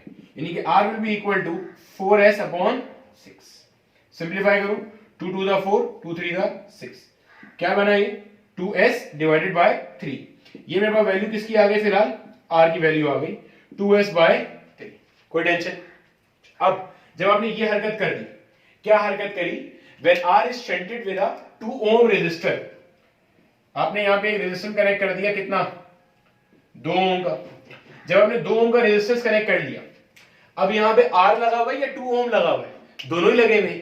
जब दोनों ही लगे हुए तो अल्टीमेटली आपने इनका क्या निकालना हो इक्विवेलेंट। इक्विवेलेंट कैसे निकलता है R1 into R2 divided by R1 plus R2 multiply करो R1 into R2 divided by R1 plus R2 क्या बना ये बच्चे मेरे ये बन गया 2R अपॉन R प्लस ठीक है बेटे क्या बन गया 2R अपॉन R प्लस 2 इधर की यूज कर लो अब ठीक है क्या करेंगे दिस बटा दिस। अब जब आपने ये कनेक्ट करा तो वो कह रहा है बैलेंस लेंथ कहां पे चली गई आपकी 25 सेंटीमीटर पे आ गई ये आ गई 25 सेंटीमीटर टोटल 100 है तो ये बचा हुआ कितना हो जाएगा 75 सेंटीमीटर दिस बटा दिस यानी कि 2R upon R plus 2 whole divided by बटा दिस यहां पे क्या आ रहा है 25 दिस बटा दिस s डिवाइडेड बाय 75 कोई टेंशन नहीं है ठीक है 25 1 जा 25 3 जा कोई मसला मेरा बेटा।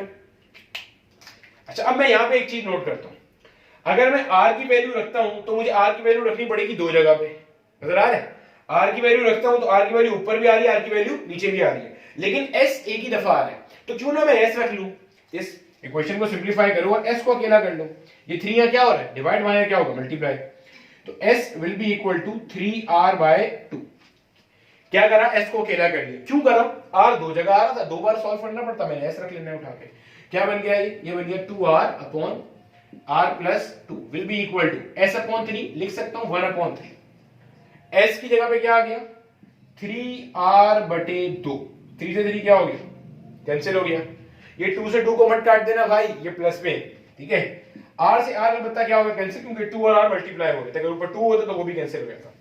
यहां क्या बचा मेरे पास यहां बचा 2 इधर 2 upon r plus 2 will be equal to इधर क्या बचा 1 अपॉन 2 r कट चुका 3 कट चुका ठीक है इस 2 को यहां फेंको इसको यहां फेंको 2 2 जा 4 will be equal to r plus 2 यहां ले आओ r की वैल्यू कितनी आ रही है 2 ओम ये r की वैल्यू आ रही है हमारे पास ठीक है।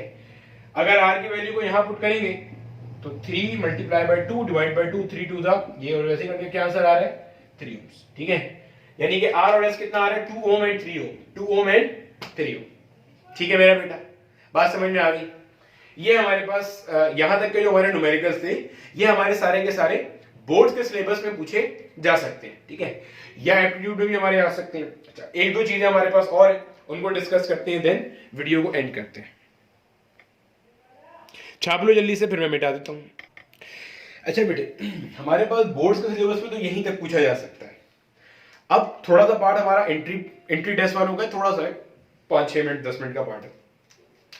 ये हमारे पास क्या चीज है ये एक दफा हमारे पास प्यास के सिलेबस में आया हुआ है और हमारे पास जो ये फेडरल वाले हैं इनकी किताब में ये पार्ट है भी मतलब ये इसमें नहीं है ये चैप्टर 1 में है एरर एनालिसिस जिसके अंदर हम फ्रैक्शनल और परसेंटेज वगैरह ये चीजें निकालते हैं फ्रैक्शनल चेंज इसमें आता है error in the measurement of R. अब जरा समझ लो बड़ी आसान सी बात है कोई ऐसी मुश्किल बात नहीं है अभी समझ में आ जाएगी बस साथ साथ रहना। हमने अभी मीटर ब्रिज में पढ़ा हमने मीटर ब्रिज में क्या पढ़ा हमने कहा R upon L will be equal to S upon 100 minus L। जब मैं L को ले जाता हूं उस तरफ तो मेरे पास बनेगा R will be equal to L multiply by S divided by 100 minus L यानी कि आपको यहां पे नजर आ रहा है जो अननोन रेजिस्टेंस आप R निकाल रहे हो वो बेसिकली 3 पैरामीटर्स पे डिपेंड कर रही है R पे L पे 100 माइनस L पे और S पे नजर आ रहा है। जो अननोन रेजिस्टेंस की वैल्यू आप मालूम करना चाह रहे हो वो डिपेंड कर रही है 3 चीजों पे L पे S पे और 100 माइनस L पे। अब इसमें से इसको तो आप कंसीडर नहीं करोगे क्यों कंसीडर नहीं कर रहे क्योंकि ये हमारे पास नॉन रेजिस्टेंस है। चूंकि ये नॉन रेजिस्टेंस है तो इसमें एरर की गुंजाइश नहीं है। एरर की गुंजाइश ना होने से क्या मुराद है बच्चे ये तो आपने खुद ही लगाई है ना सर्किट में इसकी तो आपको वैल्यू पता है कोई टेंशन थोड़ी है आपको। मतलब अगर आपने 25 ओम लगाई है तो आपको पता ही 25 ओम है 20 ओम लगाई है तो 20 ओम है एक्चुअल में जो एरर आपका आता है वो या तो यहां होगा या वो एरर यहां है। ये क्या चीज है, एल और 100 माइनस एल, ये भी एक ही वैल्यू है, ये होगा तो ये निकलेगा, ऐसा ही है ना। तो बेसिकली जो आपका एरर आता है, आपका एरर किस में आता है, मेजरमेंट ऑफ लेंथ की वजह से।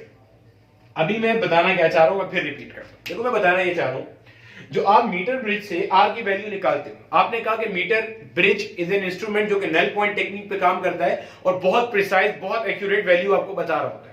जब वो बहुत एक्यूरेट वैल्यू बता रहा होता है तो हम उसमें देख रहे हैं कि उसमें चांसेस ऑफ एरर कहां पे है, उसमें एरर कहां पे आ सकता है, कौन मतलब एरर किस जगह पे आएगा। तो हमने देखा आर की वैल्यू यहां से निकलती है, ये हमने ड्राइव किया था अभी फॉर्मूला। इसमें तीन पैरामीटर थे, L, S and 100 minus L. S is a constant, non resistance है, आपने तो लगाई थी रेजिस्टेंस बॉक्स की वैल्यू चेंज कर करके, तो उसमें तो एरर नहीं है। एरर या तो इधर है या इधर है, और ये दोनों कहां से आ रही है, measurement of length against the scale. जो आपने वायर लगाया ना, इसके अगेंस्ट में जो स्केल है, ये पढ़ के आप बता रहे हो। अब स्केल के अंदर जो एरर है, जो इंस्ट्रूमेंटल एरर है, वो बेसिकली आपके रेजिस्टेंस में क्या लाएगा, एरर। अभी समझ लेना, बात समझ में आए। देखो, एक चीज होती है इंस्ट्रूमेंट का लीस्ट काउंट, शायद कभी फर्स्ट ईयर में पढ़ा होगा लीस्ट काउंट। लीस्ट काउंट क्या है, minimum value that can be measured with the help of resistance. ठीक है, मैं बिल्कुल बेसिक से पढ़ रहा हूं, ये मानते हुए कि तुम्हें कुछ नहीं आता। लीस्ट काउंट क्या है, वो कम से कम वैल्यू जो ये मेजर कर सकता है। मिसाल के तौर पर, मिसाल समझो जरा, सपोज करो मेरे पास एक स्केल है, स्केल में यहां पे मार्क हुआ है 2 सेंटीमीटर, यहां पे मार्क हुआ है 3 सेंटीमीटर। क्लियर है। आपने अगर अपने स्केल देखा हो तो इसके अंदर दरमियान में इस तरह डब्बे डब्बे होते हैं, इस तरह से होते हैं। और इस तरह के अमूमन हमारे पास कितने डब्बे होते हैं, यहाँ पे 10 डब्बे होते हैं। हम कहते हैं जो एक डब्बा है, दिस वन डब्बा इज रिप्रेजेंटिंग 1 पार्ट, यानी कि आपने 1 सेंटीमीटर, यहां से यहां तक पूरी लंबाई कितनी है, 1 सेंटीमीटर। आपने 1 सेंटीमीटर को कितने डब्बों में तोड़ दिया, 10 में। तो बेसिकली ये आपको क्या शो कर रहा है, 1/10 सेंटीमीटर। सही है ना, 1/10 सेंटीमीटर। 1 सेंटीमीटर में 10 मिलीमीटर होते हैं, तो ये आपको 1 मिलीमीटर शो कर रहा है, या 1/10 part of a centimetre show कर रहा है। आपके पास 1 सेंटीमीटर था, आपने उसके 10 टुकड़े कर दिए। अब आप मेजरमेंट कितनी कर सकते हो, आप यहां तक मेजरमेंट, ये मेजरमेंट कर सकते हो, आप यहां तक कर सकते हो, मतलब आप 0.1 सेंटीमीटर तक मेजरमेंट कर सकते हो। मतलब आप 2.1 बता सकते हो, यहाँ पे 2.1, 2.2, 2.3, 2.4, 2.5 बता सकते हो आप। समझ आ रही है, ये लीस्ट काउंट है। ये अगर पूछो इसका लीस्ट काउंट कितना स्केल का, तो आप बोलोगे 0.1। छोटी से छोटी कितनी वैल्यू मेजर कर सकते हो, 0.1 नाप सकते हो। मतलब वो वैल्यू जो इसके दरमियान में आ रही है ना, वो आप नाप सकते हो। दिस इज द छोटी से छोटी value, the minimum value, the least value, the smallest value that can be measured with the help of this scale. Clear है। लीस्ट काउंट क्या है, छोटी तरीन वैल्यू जो आप मेजर कर सकते हो with the help of this instrument is defined as the least count of the instrument. Clear है। जैसे मैंने स्केल की एग्जांपल दी, 2 centimetre, 3 centimetre, there are 10 parts in between. Since there are 10 parts, तो आप 1 सेंटीमीटर के 10वें हिस्से तक मेजर कर सकते हो। अगर यहां पे 50 पार्ट्स होते हैं, 1 सेंटीमीटर 2 से 1 के 2 सेंटीमीटर से 3 सेंटीमीटर में अगर 50 पार्ट्स होते हैं, तो आप 1 सेंटीमीटर के 50th पार्ट तक मेजर कर सकते हैं, 1/50 तक। क्लियर है, यानी कि 0.02 तक आप मेजर कर सकते हैं। क्लियर है, ये हमारे पास होता है। ठीक है, ये लीस्ट काउंट है। अब मान लीजिए आपने जो स्केल लगाया है, गौर से समझना जरा बात को। ये आपका मान लीजिए एक मीटर ब्रिज था, यहां पे एक रेजिस्टेंस थी R, यहां पे एक रेजिस्टेंस थी S, ये आपका वो था वायर था यहां से लेके यहां तक का। यहां पे आपके पास स्केल है, इसी तरह का स्केल है। ठीक है, यहां पे आपके पास 3 है, यहां मान लीजिए क्या है 4 है, यहां दरमियान में ऐसे यहां पे छोटे छोटे छोटे छोटे 10 पार्ट्स है। अब आपको नजर आ रहा है 3.1 का एक मार्किंग, 3.1 की एक मार्किंग नजर आ रही है, और आपको एक मार्किंग कहां नजर आ रही है, 3.2 की। अब मिसाल के तौर पे आपने जो जोकी प्लेस करी, आपने जोकी प्लेस करी यहां कहीं पे। आपने जब बैलेंस करते हुए चल रहे हो, आपने बैलेंस करा, मान लो आपको इधर कहीं पे बैलेंसिंग मिल रही है, इस जगह पे बैलेंस मिली। अब ये 2 पॉइंट्स के दरमियान में आ रहा है, मतलब आपकी जो जोकी बैलेंस हुई वो लाजमी तो नहीं है ना 3.1 3.2 पे ही होगी। मैंने 3 मिसाल दी है, लाजमी तो नहीं है ना इसी 0.1 0.2 पे ही होगी, इनके दरमियान में भी तो हो सकती है।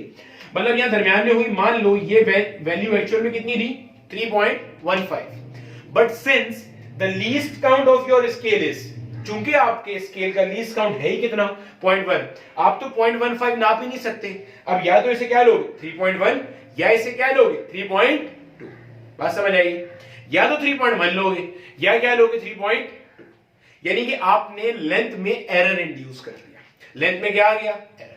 जब ये लेंथ में एरर आएगा भाई, अगर यहां 3.15 था, अगर आपने यहां 3.15 लिया तो अल्टीमेटली 100 में से उसको माइनस करोगे तो वो भी क्या आएगा गलत आएगा ना भाई। समझे बात? नहीं समझे? देखो देखो आपने लिया 3.1, ठीक है, 100 माइनस 3.1 करा, कितना आ गया ये 96.9 आ गया। ये एक्चुअल में क्या था 3.15। अब जब इसको माइनस करते, एक्चुअल में ये था 3.15, जब इसको माइनस करते क्या आता 96.85, 100 में से माइनस कर दिया इसको क्या आ गया 96.85। मतलब जब आपने ये वाली वैल्यू गलत मेजर करी तो ऑब्वियसली माइनस करके ये वाली वैल्यू भी क्या आएगी गलत आएगी। क्लियर है? सिमिलरली क्लियर होगी बात? यानी कि आपके उसमें एरर किस तरह से आता है, एक सोर्स ऑफ एरर हमने क्या पढ़ा, due to the least count of the scale measuring device instrument जो आप यूज कर रहे होते हो। लीस्ट काउंट क्या है, minimum possible value that can be measured with the help of that instrument, उसको हम क्या कहते हैं least count of the instrument. Maximum error जो आ सकता है वो लीस्ट काउंट के बराबर ही आ सकता है। मैक्सिमम एरर देखो, अभी तुम्हारा एरर कितना है वो और से सुनना, आपने इसी एग्जांपल को, ये बैलेंसिंग लेंथ कहां पे थी 3.15 पे थी, आपने कितना पढ़ लिया 3.1, है कितनी 3.15, आपने कितनी पढ़ी 3.1, एरर कितना है दोनों को माइनस कर लो 0.05 का एरर है। मैक्सिमम भड़ आप क्या मार सकते हो, मैक्सिमम आप लीस्ट काउंट के बराबर एरर ला सकते हो। कैसे देखो समझो, अभी समझ में आएगा। मिसाल के तौर पे वैल्यू आ रही थी 3.0000001, लेट्स से आपने देखा यार 3 से थोड़ा सा आगे, ठीक है 3 से क्या है थोड़ा सा आगे, आपने इसे क्या पढ़ लिया 3.1, क्योंकि आप 3 के बाद 3.1 ही पढ़ सकते हो, दरमियान में ये 3.450 का 1 तो पढ़ ही नहीं सकते। बात समझ आ रही है? 3 के बाद आप 3.1 पढ़ोगे, देन 0.2, देन 0.2, 0.3, 0.4 पढ़ोगे आप, तो ये तो आप पढ़ ही नहीं सकते। तो आपने देखा 3 से थोड़ा सा आगे जा रहा है, माइक्रोस्कोप लगा के देखना पड़ेगा, ये भी थोड़ा सा आगे जा रहा है, आपने क्या ले लिया 3.1। अब जब आप इन दो को माइनस करोगे तो ये वैल्यू आएगी 0.999999 करके कुछ, यानी कि which is approximately equal to 0.1। Maximum भड़ जो आप मार सकते हो ना, मैक्सिमम भड़ वो कितना मार सकते हो, लीस्ट काउंट मार सकते हो। मतलब कि रीडिंग करते हुए जो इंस्ट्रूमेंट में मैक्सिमम एरर हो सकता है वो क्या हो सकता है, एक लीस्ट काउंट का फर्क हो सकता है। अब कोई अक्लमंद इंसान इसको, इस चीज को 2.9 तो नहीं पढ़ सकता क्योंकि ये 3 से तो आगे ही होगा। कोई अक्लमंद इंसान इसे 3.2 भी नहीं पढ़ सकता, क्यों, क्योंकि 3.1 से पीछे होगा। इस चीज को मैक्सिमम पढ़े जाने की पॉसिबिलिटी क्या है, या तो 3 पढ़ोगे या 3.1 पढ़ोगे। 3 पढ़ोगे तो एरर बहुत ही छोटा है, 3.1 पढ़ोगे तो सबसे बड़ा एरर आ गया, मैक्सिमम एरर आ गया। क्लियर है? अगर कोई इसे 2.9 पढ़ रहा है, इसे कोई 2.8 पढ़ रहा है, तो वो पोलियो के कतरे पिए और अपनी आंखों का इलाज भी कराए। ठीक है, बात समझ आएगी? तो किसी भी इंस्ट्रूमेंट में जो मैक्सिमम एरर आ सकता है वो उसका लीस्ट काउंट होता है, दैट्स इट। इससे आगे पीछे आप कुछ नहीं कर सकते। बात समझ आएगी? Least count is the maximum error. अच्छा, अब मैं यहां पे एक चीज बता रहा हूं डायरेक्टली। अच्छा, वो जो है वो हमने पढ़ी भी नहीं है अभी तक, क्योंकि मैंने चैप्टर 1 नहीं पढ़ाया, बट मैं एरर एनालिसिस की एक टेक्निक डिस्कस करूंगा यहीं पे, डिटेल में नहीं जाऊंगा उसकी, और उससे रिलेटेड फिर मैंने एक सवाल करना है। एरर की मेजरमेंट में एक तो हमेशा ये ध्यान में रखना कि एरर हमेशा मैक्सिमम कंसीडर करते हैं। एरर हमेशा मैक्सिमम कंसीडर क्यों करते हैं ये भी समझ लो। मैक्सिमम भंड को देखते हैं कि मैक्सिमम बड़ा भंड कितना हो सकता है। लाजमी नहीं है हमेशा वही हो भाई, 3.4 बार 01 लाजमी थोड़ी तुम 3.1 ही पढ़ो, वो 3 के इतना करीब हो सकता है तुम 3 पढ़ लो। बात समझ आ रही है? लेकिन मैक्सिमम गलती की गुंजाइश देखते हैं ताकि मैक्सिमम एरर जो आ सकता हो ना वो पता चल जाए। क्लियर है? जैसे आपने अक्सर देखा होगा हमारे जो प्रोडक्ट्स होते हैं उनके पीछे लिखा होता है इसका जो नेट वेट है ना वो कितना है, वो है 50 ग्राम प्लस माइनस 0.2 ग्राम, ऐसे अक्सर लिखा मिलता है 50 ग्राम प्लस माइनस 0.2 ग्राम। मतलब ये इसका हमारे लिहाज से वेट है, बट इतना एरर का मार्जिन दो, यानी कि 50 माइनस 0.2 करो तो 49.8 ग्राम हो तब भी आप कंप्लेन नहीं करोगे, अगर 50.2 ग्राम हो तब भी आप कंप्लेन नहीं करोगे। सही है? इसके दरमियान में कहीं भी हो सकता है। 49.9 भी हो सकता है, 49.995 भी हो सकता है, 50.1 भी हो सकता है, ये मैक्सिमम। हाँ, इससे ज्यादा हो जाए या इससे कम हो जाए तो आप जवाबदेह हो, ठीक है। जैसे हमारे पास जो नेपरा है, national electric power regulatory authority, ये जो वोल्टेजेस बताती है, ये कहती है जो आपके घरों में वोल्टेज आना चाहिए वो 220 वोल्ट प्लस माइनस 10% है। मिसाल के तौर पे 220 वोल्ट प्लस माइनस 10% है। 220 वोल्ट का 10% बनता है तकरीबन 22 वोल्ट, ठीक है। यानी कि अगर आपके पास घर में 198 वोल्ट आ रहे हैं तब भी आप शिकायत नहीं कर सकते, अगर आपके पास घर में 242 वोल्ट आ रहे हैं तब भी आप शिकायत नहीं कर सकते। इतना टॉलरेंस है, आपके अप्लायंसेस में भी इतना टॉलरेंस होगा। क्लियर है, ये चीज है। एरर हमेशा क्या करते हैं, मैक्सिमम कंसीडर करते हैं ताकि मैक्सिमम गलती की गुंजाइश मिल जाए। आप रहते उसके अंदर ही हो, लाजमी नहीं है हमेशा मैक्सिमम का भंड मारो। दूसरी चीज, एरर एनालिसिस करते हुए एरर हमेशा ऐड करते हैं। ये चीज अभी शायद क्लियर ना हो रही हो, लेकिन वो लोग जिन्होंने 11वीं क्लास में 11th के अंदर चैप्टर 1 फेडरल पंजाब वाला पढ़ा, उनको क्लियर हो जाएगी जो हम एरर एनालिसिस करते थे। मैं यहाँ पे इंशाल्लाह पढ़ाऊंगा चैप्टर 1, बेफिक्र रहना, उसमें सब चीजें आएंगी। एरर हमेशा क्या करते हैं, एरर हमेशा ऐड करते हैं। मिसाल के तौर पे एक लिखा हुआ है y equals A B upon C, या इसको कर लो x equals A upon B D. x कोई फंक्शन है जो a और bd पे डिपेंड कर रहा है। आपने क्या करना है, आपने एरर निकालना है x में, तो लिखेंगे कैसे, delta x upon x, error in x, ये पढ़ेंगे एरर इन x, इन तीन पे डिपेंड कर रहा है तो इन तीनों का error, error in a plus error in b plus error in d, total error in x बराबर है error in a plus error in b plus error in d। बस अभी इतनी बातें याद रखें। क्या चीज, किसी भी डिवाइस में एरर कौन सा लेते हैं, मैक्सिमम एरर। मैक्सिमम एरर किसके बराबर होता है, लीस्ट काउंट के बराबर होता है। ऐसे ही है, मैक्सिमम एरर कितना होता है, लीस्ट काउंट के बराबर होता है भैया, ठीक है। चलो आगे चलते हैं। अभी हमने फॉर्मूला निकाला है, R का फॉर्मूला क्या था, R upon L was equivalent to S upon 100 minus L। ऐसे ही है, इस L को ले जाइए वहां पे, R will be equal to L multiply by S divided by 100 minus L। तो नजर आ रहा है कि R की जो वैल्यू है वो तीन पैरामीटर पे डिपेंड कर रही है। तो अगर मुझे टोटल एरर इन R निकालना है तो that total error in R will be equal to error in L plus error in S plus error in 100 minus L। Clear है, इस चीज को तो आप जीरो कर लो। क्यों, S की वैल्यू में कोई एरर नहीं होता तो यू विल इग्नोर दैट। क्यों नहीं होता, क्योंकि S स्टैंडर्ड है, S नोन है, आप इन्होंने रखा है, एरर कैसे आएगा इसमें, ठीक है। इसमें क्यों आ रहा है error, due to the limitation of least count. Least count है एक मिनिमम वैल्यू है जिसके आगे आप रीड ही नहीं कर सकते, जब रीड ही नहीं कर सकते इसलिए एरर आ रहा है, अदरवाइज यहां भी नहीं आता एरर।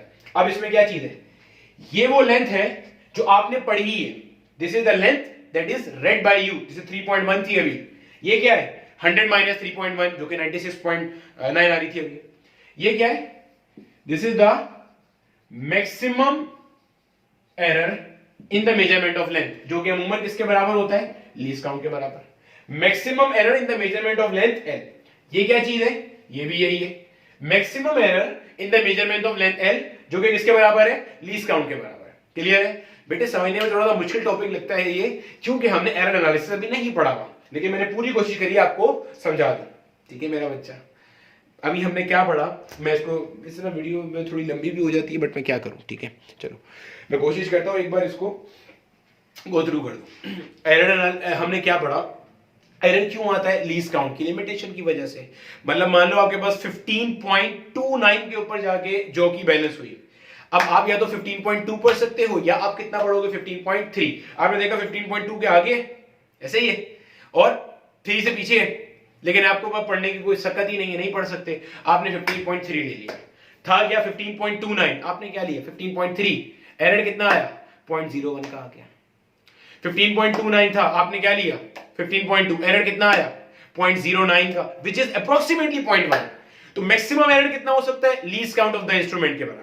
इससे ज्यादा अगर कोई कर रहा है तो वो अपनी आंखों और दिमाग का इलाज कराए, हो नहीं सकता, क्योंकि 15.29 को 15.1 नहीं पढ़ सकते, क्योंकि 15.2 से आगे है। 15.29 को 15.4 नहीं पढ़ सकते, 15.3 से वो पीछे ही है। नहीं भी लग रहा तो वो 15.3 पे ही लगेगा, उससे आगे नहीं लग सकता आपको, ठीक है।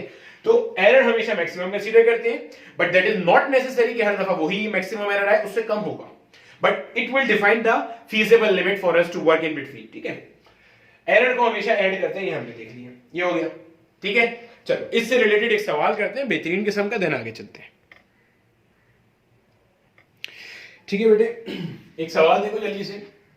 सपोज करो हमारे पास एक अदर मीटर ब्रिज दिया हुआ है, कॉन्सेप्ट पढ़ के ना दिमाग के ढक्कन खुल जाएंगे अभी हाथ के हाथ, ठीक है। एक ये रहा मेरे पास, ठीक है,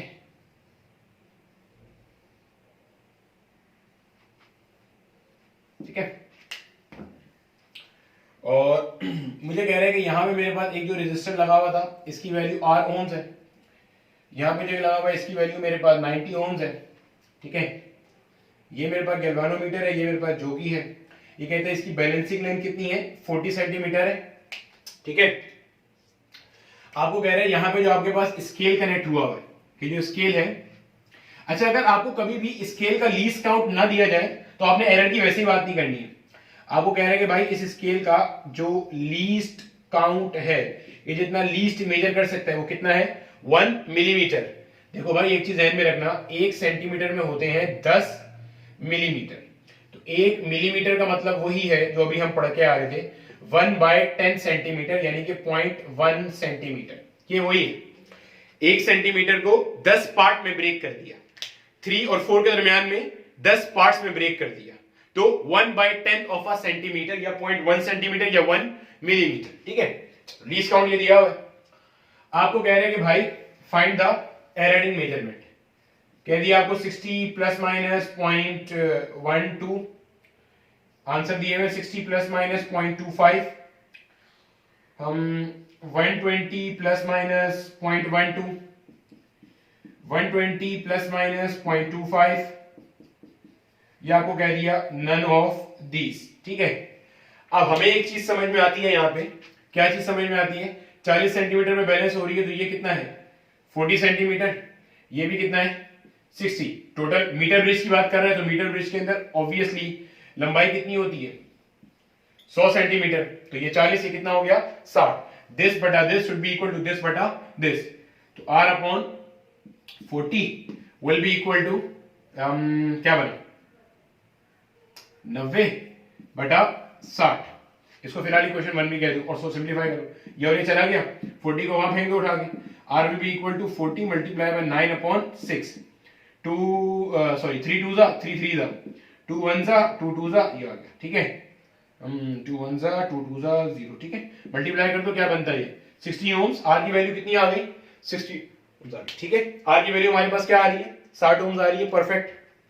अच्छा अब क्या करना है भाई, R की तो वैल्यू आ गई, अब मुझे इसमें क्या निकालना है मेरा बेटा, एरर निकालना है। एरर क्यों निकालना है, क्योंकि मुझे लीस्ट काउंट दिया हुआ है, और लीस्ट काउंट की लिमिटेशन की वजह से मेजरमेंट के अंदर प्रॉब्लम आएगा। जब मेजरमेंट में प्रॉब्लम आएगा तो अल्टीमेटली वही प्रॉब्लम किसमें ट्रांसफर हो जाएगा, R में, क्योंकि R इन्हीं लेंथ से तो निकल रहा है, ये लेंथ है, ये भी क्या है लेंथ है, तो R लेंथ से तो निकल रहा है। क्या लिखूंगा, delta R upon R, total error in the measurement of R, इसको भी वहां ले जाओ, will be equal to total error in the measurement of length plus total error in the measurement of standard resistance plus total error in the measurement of 100 minus L। Clear हो गया, ये वही चीज है।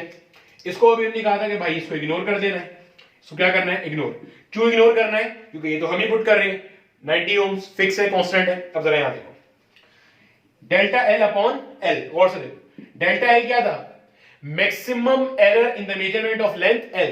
मैक्सिमम एरर कितनी हो सकती है, least count of the instrument, least count of the instrument कितना है 1 मिलीमीटर, कितना लिया हुआ है इसे 0.1 centimetre. Length L, length L कितनी है 40 है, क्लियर है। Plus maximum error in the measurement of 100 minus L भी कितना हो सकता है बच्चे, उसी स्केल पे 100 माइनस L नाप रहे हो ना, स्केल का जो लीस्ट काउंट है वही maximum error in the measurement of 100 minus L होगा, कितना हुआ 0.1।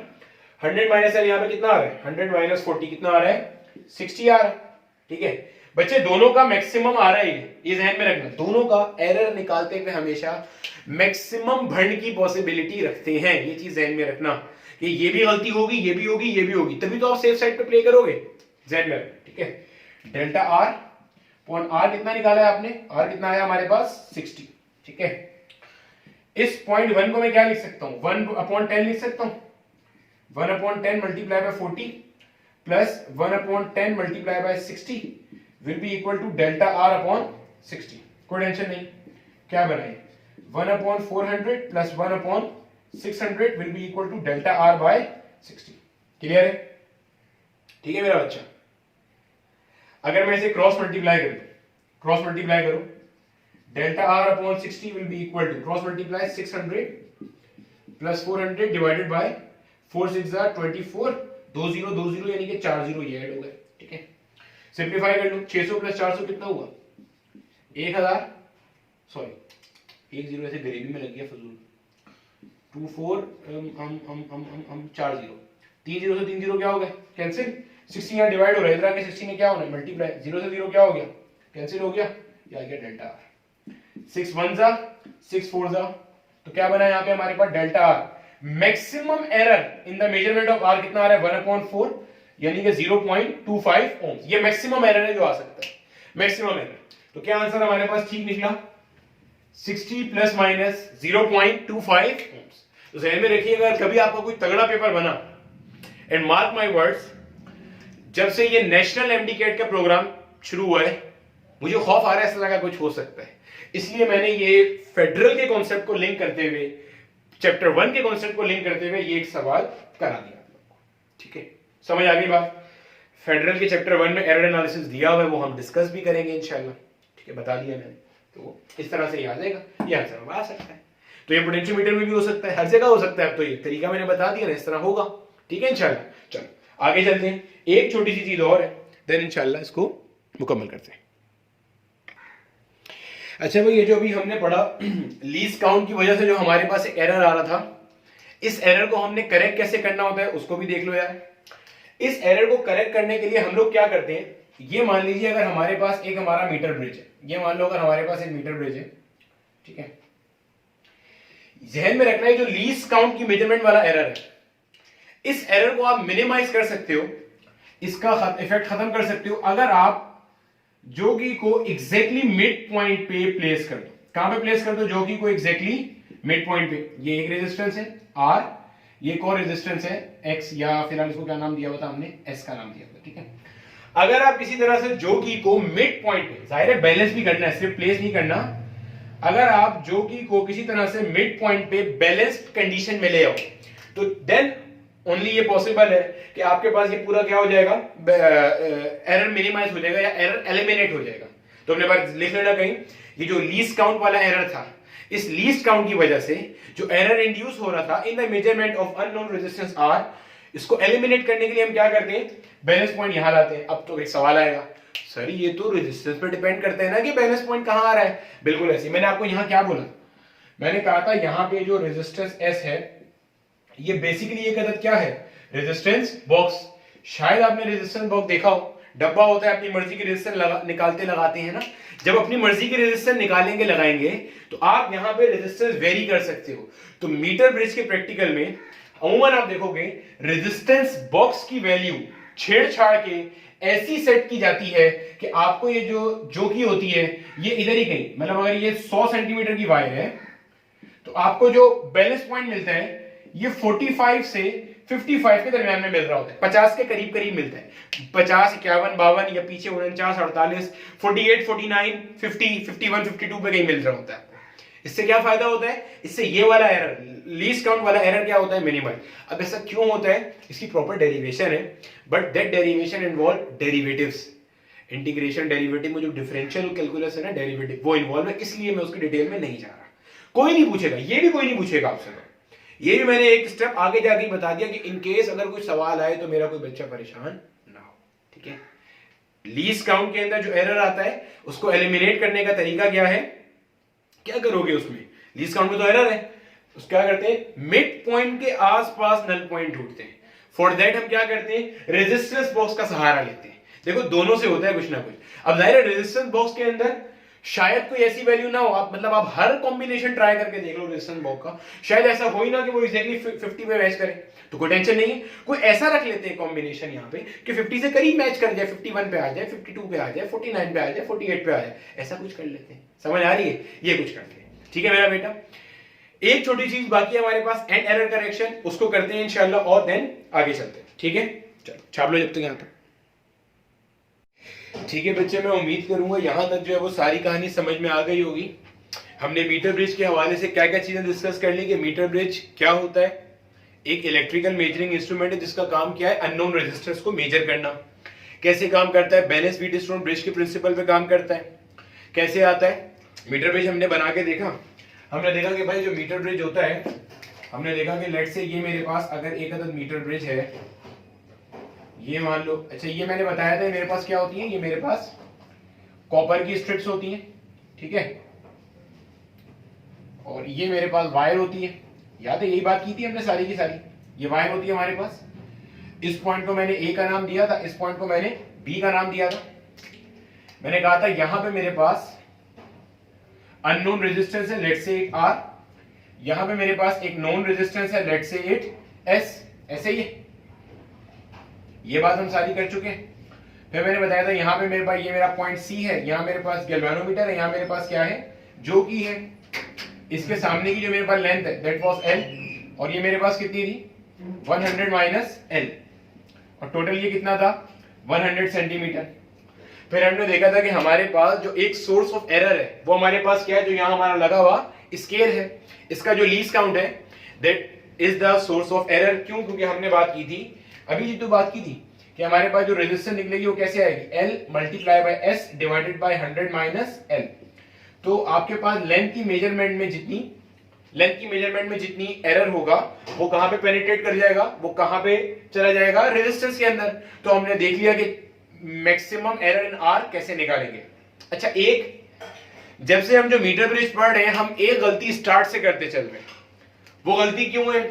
वो गलती इसलिए है कि बच्चे तुम लोगों ने भी उसको नहीं देखा और हम लोगों ने भी नहीं देखा। ये इसका मतलब ये नहीं कि लोग कॉन्सेप्ट गलत पढ़ा है, ना ना ना ना ना, वो ऐसा है कि वो आखिर में ही पढ़ाया जाती है चीज, ठीक है। अब वो क्या चीज है, उसको क्या कहते हैं, उसको कहते हैं एंड एरर या end error correction. Metre bridge के बाज़ाब्ता टॉपिक से इसका कोई ताल्लुक नहीं है, बट चूंकि मैं एक ऐसी वीडियो बना रहा हूं जो कि मीटर ब्रिज के तमाम कॉन्सेप्ट को मुकम्मल कर लेगी, तो इसलिए मैंने बोला उसको भी डिस्कस कर लेते। छोटी सी बात है, 5-6 मिनट की, मुझे पता है बड़ी हो गई है, बट क्वालिटी, ठीक है, क्वालिटी अगेन एंड अगेन, तो उसमें सारी बातें मुकम्मल करनी है, ठीक है। चलो अब देखो जरा, जब मैंने अभी आपको यहाँ पे इसका equivalent balance Wheatstone bridge बनाना सिखाया था, याद करो, यहां हमारे पास एक रेजिस्टर था, यहां हमारे पास एक रेजिस्टर था, यहां हमारे पास एक रेजिस्टर था, और यहां हमारे पास एक रेजिस्टर था। ये पॉइंट सी था, ये पॉइंट डी था, ये पॉइंट ए था, ये पॉइंट क्या था, बी था, ये क्या था, गैल्वेनोमीटर। यही था मेरा बच्चा। हमने क्या बात की, हमने कहा था, गौर से देखना जरा, हमने क्या कहा था, हमने जो बैटरी कनेक्ट की थी, मान लो बैटरी हमने कनेक्ट की हुई थी इसके अंदर इस जगह पे, ये रहा, ऐसे ही है। बैटरी का टर्मिनल यहां पर है, लेट से मैं इसी पॉइंट को पॉइंट ए का नाम दे देता हूं। बैटरी का टर्मिनल यहां पर है, लेट से मैं इसी पॉइंट को पॉइंट बी का नाम देता हूं।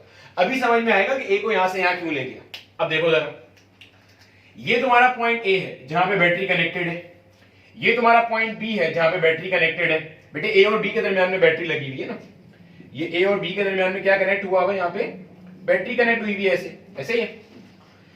ए से लेके सी तक, ए से लेके सी तक की रेजिस्टेंस यहां क्या है, आर। ए से लेके सी तक की रेजिस्टेंस क्या है, आर। सी से लेके बी तक की रेजिस्टेंस क्या है, एस। सी से लेके बी तक की रेजिस्टेंस क्या है, एस। सी से बी तक की रेजिस्टेंस क्या है, एस।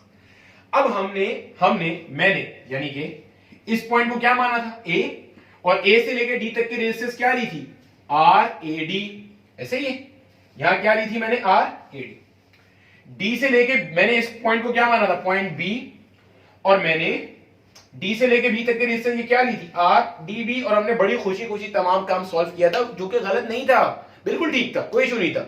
मसला क्या था, मसला क्या है, जरा समझो बच्चे। ये वाला जो पॉइंट है जिसे मैं रेड से हाईलाइट कर रहा हूं, मैंने बताया ये किसकी स्ट्रिप है, कॉपर की स्ट्रिप है। ये भी किसकी स्ट्रिप है? कॉपर की स्ट्रिप है। अल्टीमेटली जब करंट यहां से आएगा इधर, तो करंट के पास दो रास्ते हैं, एक रास्ता इधर ऐसे zoom zoom zoom zoom zoom होता हुआ इधर से निकल गया, एक रास्ता इधर से ऐसे आ रहा है, एक यूं जा रहा है, एक ऐसे आ रहा है। तो क्या ऐसा नहीं लगता कि कॉपर के अंदर भी कुछ ना कुछ लॉस आ रहा होगा? यहां से यहां तक जब चार्ज आएगा, इस पॉइंट तक जब चार्ज आएगा, तो कुछ ना कुछ रेजिस्टेंस तो यहां भी फेस करेगा, हाँ या ना? कॉपर की स्ट्रिप में भी तो कुछ रेजिस्टेंस फेस करेगा, मतलब ये रेजिस्टेंस इधर से इधर तक जिसको आप गोली कर रहे, कुछ रेजिस्टेंस यहां भी फेस करेगा। आ रही है समझ में बात? कहां ऐड होगी ये इधर वाली साइड पे ऐड होगी, सिमिलरली ये इधर वाली साइड पे ऐड होगी। आई रिपीट, देखो मैं दोबारा रिपीट कर रहा हूं। आपने मीटर ब्रिज का सर्किट बनाया, वायर लिया, कॉपर स्ट्रिप से कनेक्ट किया, आर लगाया, स्टैंडर्ड लगाया, कॉपर स्ट्रिप को गोल कर गए। आपने कहा जो आर है, आर के सामने मतलब की रेजिस्टेंस वो लेंथ एल यहां से यहां तक जो बैलेंस कर रही है, एस के सामने वाली लेंथ उसके मतलब की रेजिस्टेंस बना रही है। तो चार्ज इसमें से तो भी तो गुजरता हुआ आएगा ना मेरा बेटा, या नहीं आएगा? आएगा। सिमिलरली इसमें से भी आएगा। ये कहलाता है एंड एरर। क्या कहलाता है ये एंड एरर? आपने क्या करा, resistance of copper strips were neglected. क्या करा था आपने? Resistance of copper strips were neglected. आपने कॉपर स्ट्रिप्स की रेजिस्टेंस को क्या करा? निग्लेक्ट कर दिया। अब क्या करते हैं हम? We consider equivalent length to compensate for the neglected copper resistance। अब जरा इस जुमले का मतलब समझो। मेरा बच्चा सपोज करो ये जो मैंने लेंथ यूज करी है, सपोज करें ये जो मैंने लेंथ यूज करी है, ये जो मैंने वायर यूज करा है, इस वायर की लेट से रेजिस्टेंस है 2 ओम पर सेंटीमीटर। ठीक है, इसकी रेजिस्टेंस क्या है? 2 ओम पर सेंटीमीटर। मतलब गोया कि अगर ये वायर 100 सेंटीमीटर है और इस पूरी वायर की रेजिस्टेंस कितनी है? 200 ओम्स। मिसाल के तौर पे अगर ये वायर 100 सेंटीमीटर है और इस पूरे वायर का रेजिस्टेंस कितना है? 200 ओम। तो मैं कह रहा हूं यूनिट सेंटीमीटर की कितनी है? कैसे निकाला? Total resistance of the wire divided by total length. क्या आया ये? 2 ओम पर सेंटीमीटर। मैं क्या कह रहा हूं? इसको हम जनरली रिप्रेजेंट करते हैं स्मॉल आर से। स्मॉल आर क्या होता है? Resistance per unit length of the wire. Clear है? Resistance per unit length of the wire.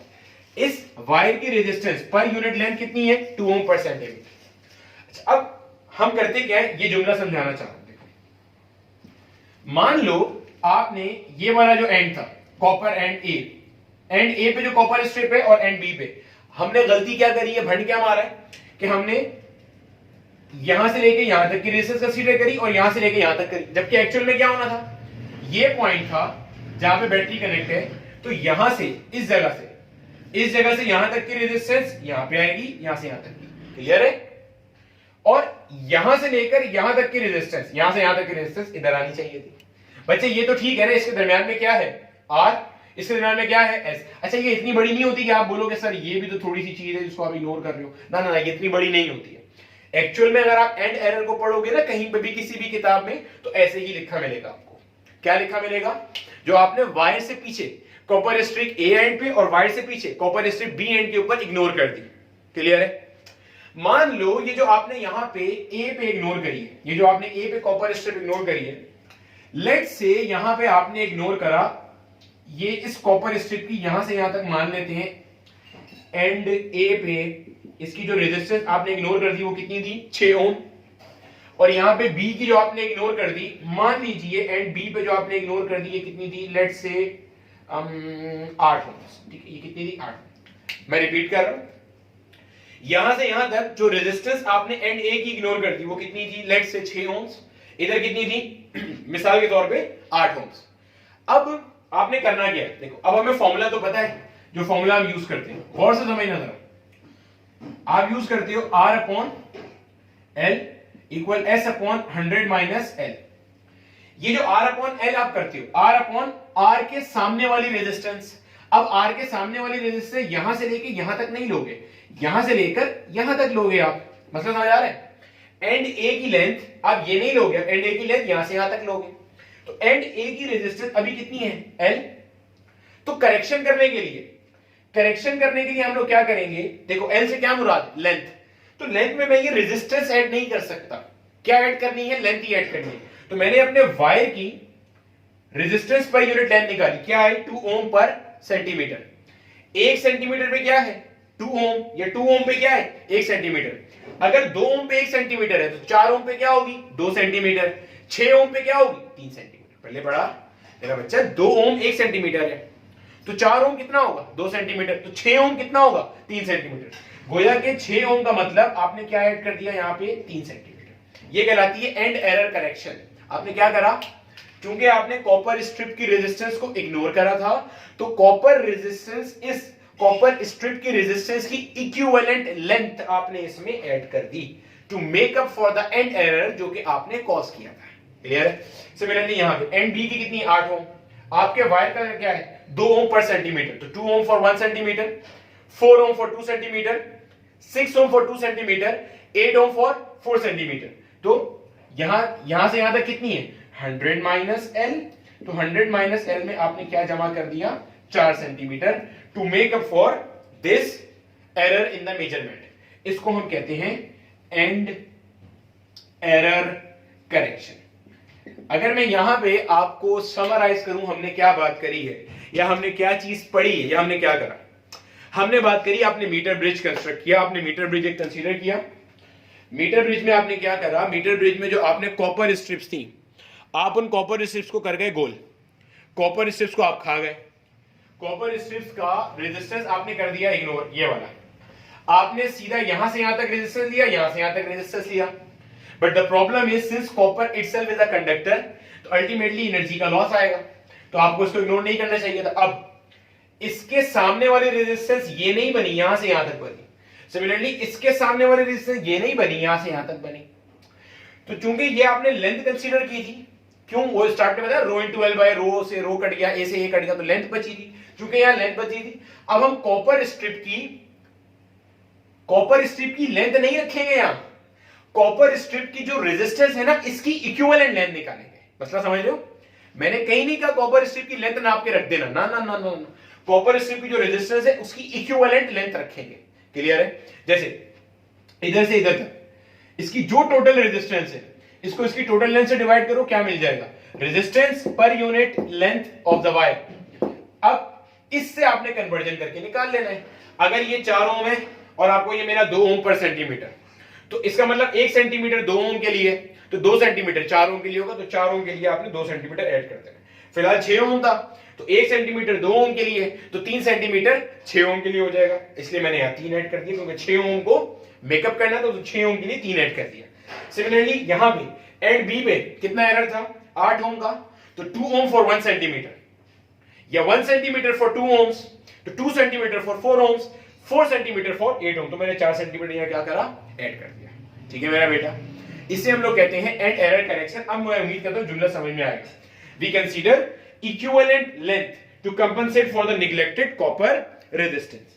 ठीक है बेटे, एंड एरर समझ में आ गया। एंड एरर में क्या था, आपने कॉपर स्ट्रिप की रेजिस्टेंस को इग्नोर कर दिया था, तो हमने कॉपर की रेजिस्टेंस को चूंकि कंसीडर नहीं करा था, इसलिए हमने क्या करा था, the resistance of copper plate was ignored, तो हमने क्या करा, we take equivalent length of the wire for correcting the resistance of copper plates. मैंने कहीं ये नहीं कहा कि कॉपर स्ट्रिप की लंबाई को नाप नाप के उसे बराबर करेंगे, नहीं।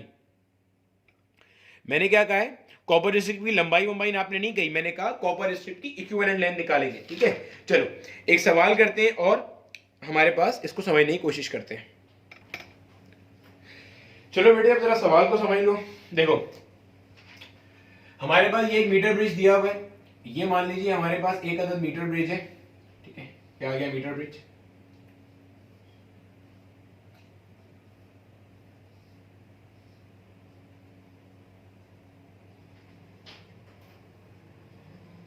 ठीक है, अब आपको क्या कहा जा रहा है, यहां पे एक रेजिस्टेंस लगी हुई है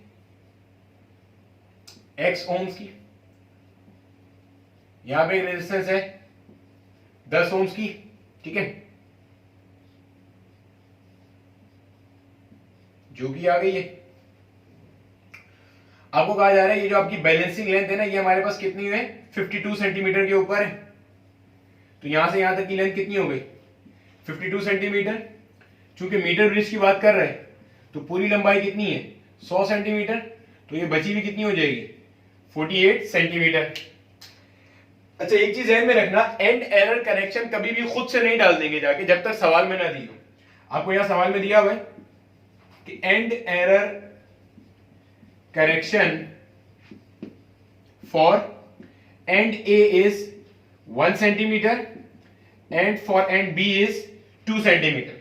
गोया के अगर आप एंड ए, ये मेरा बच्चा बाय डिफॉल्ट हमारा क्या होता है, एंड ए, ये हमारे पास क्या होता है, एंड बी।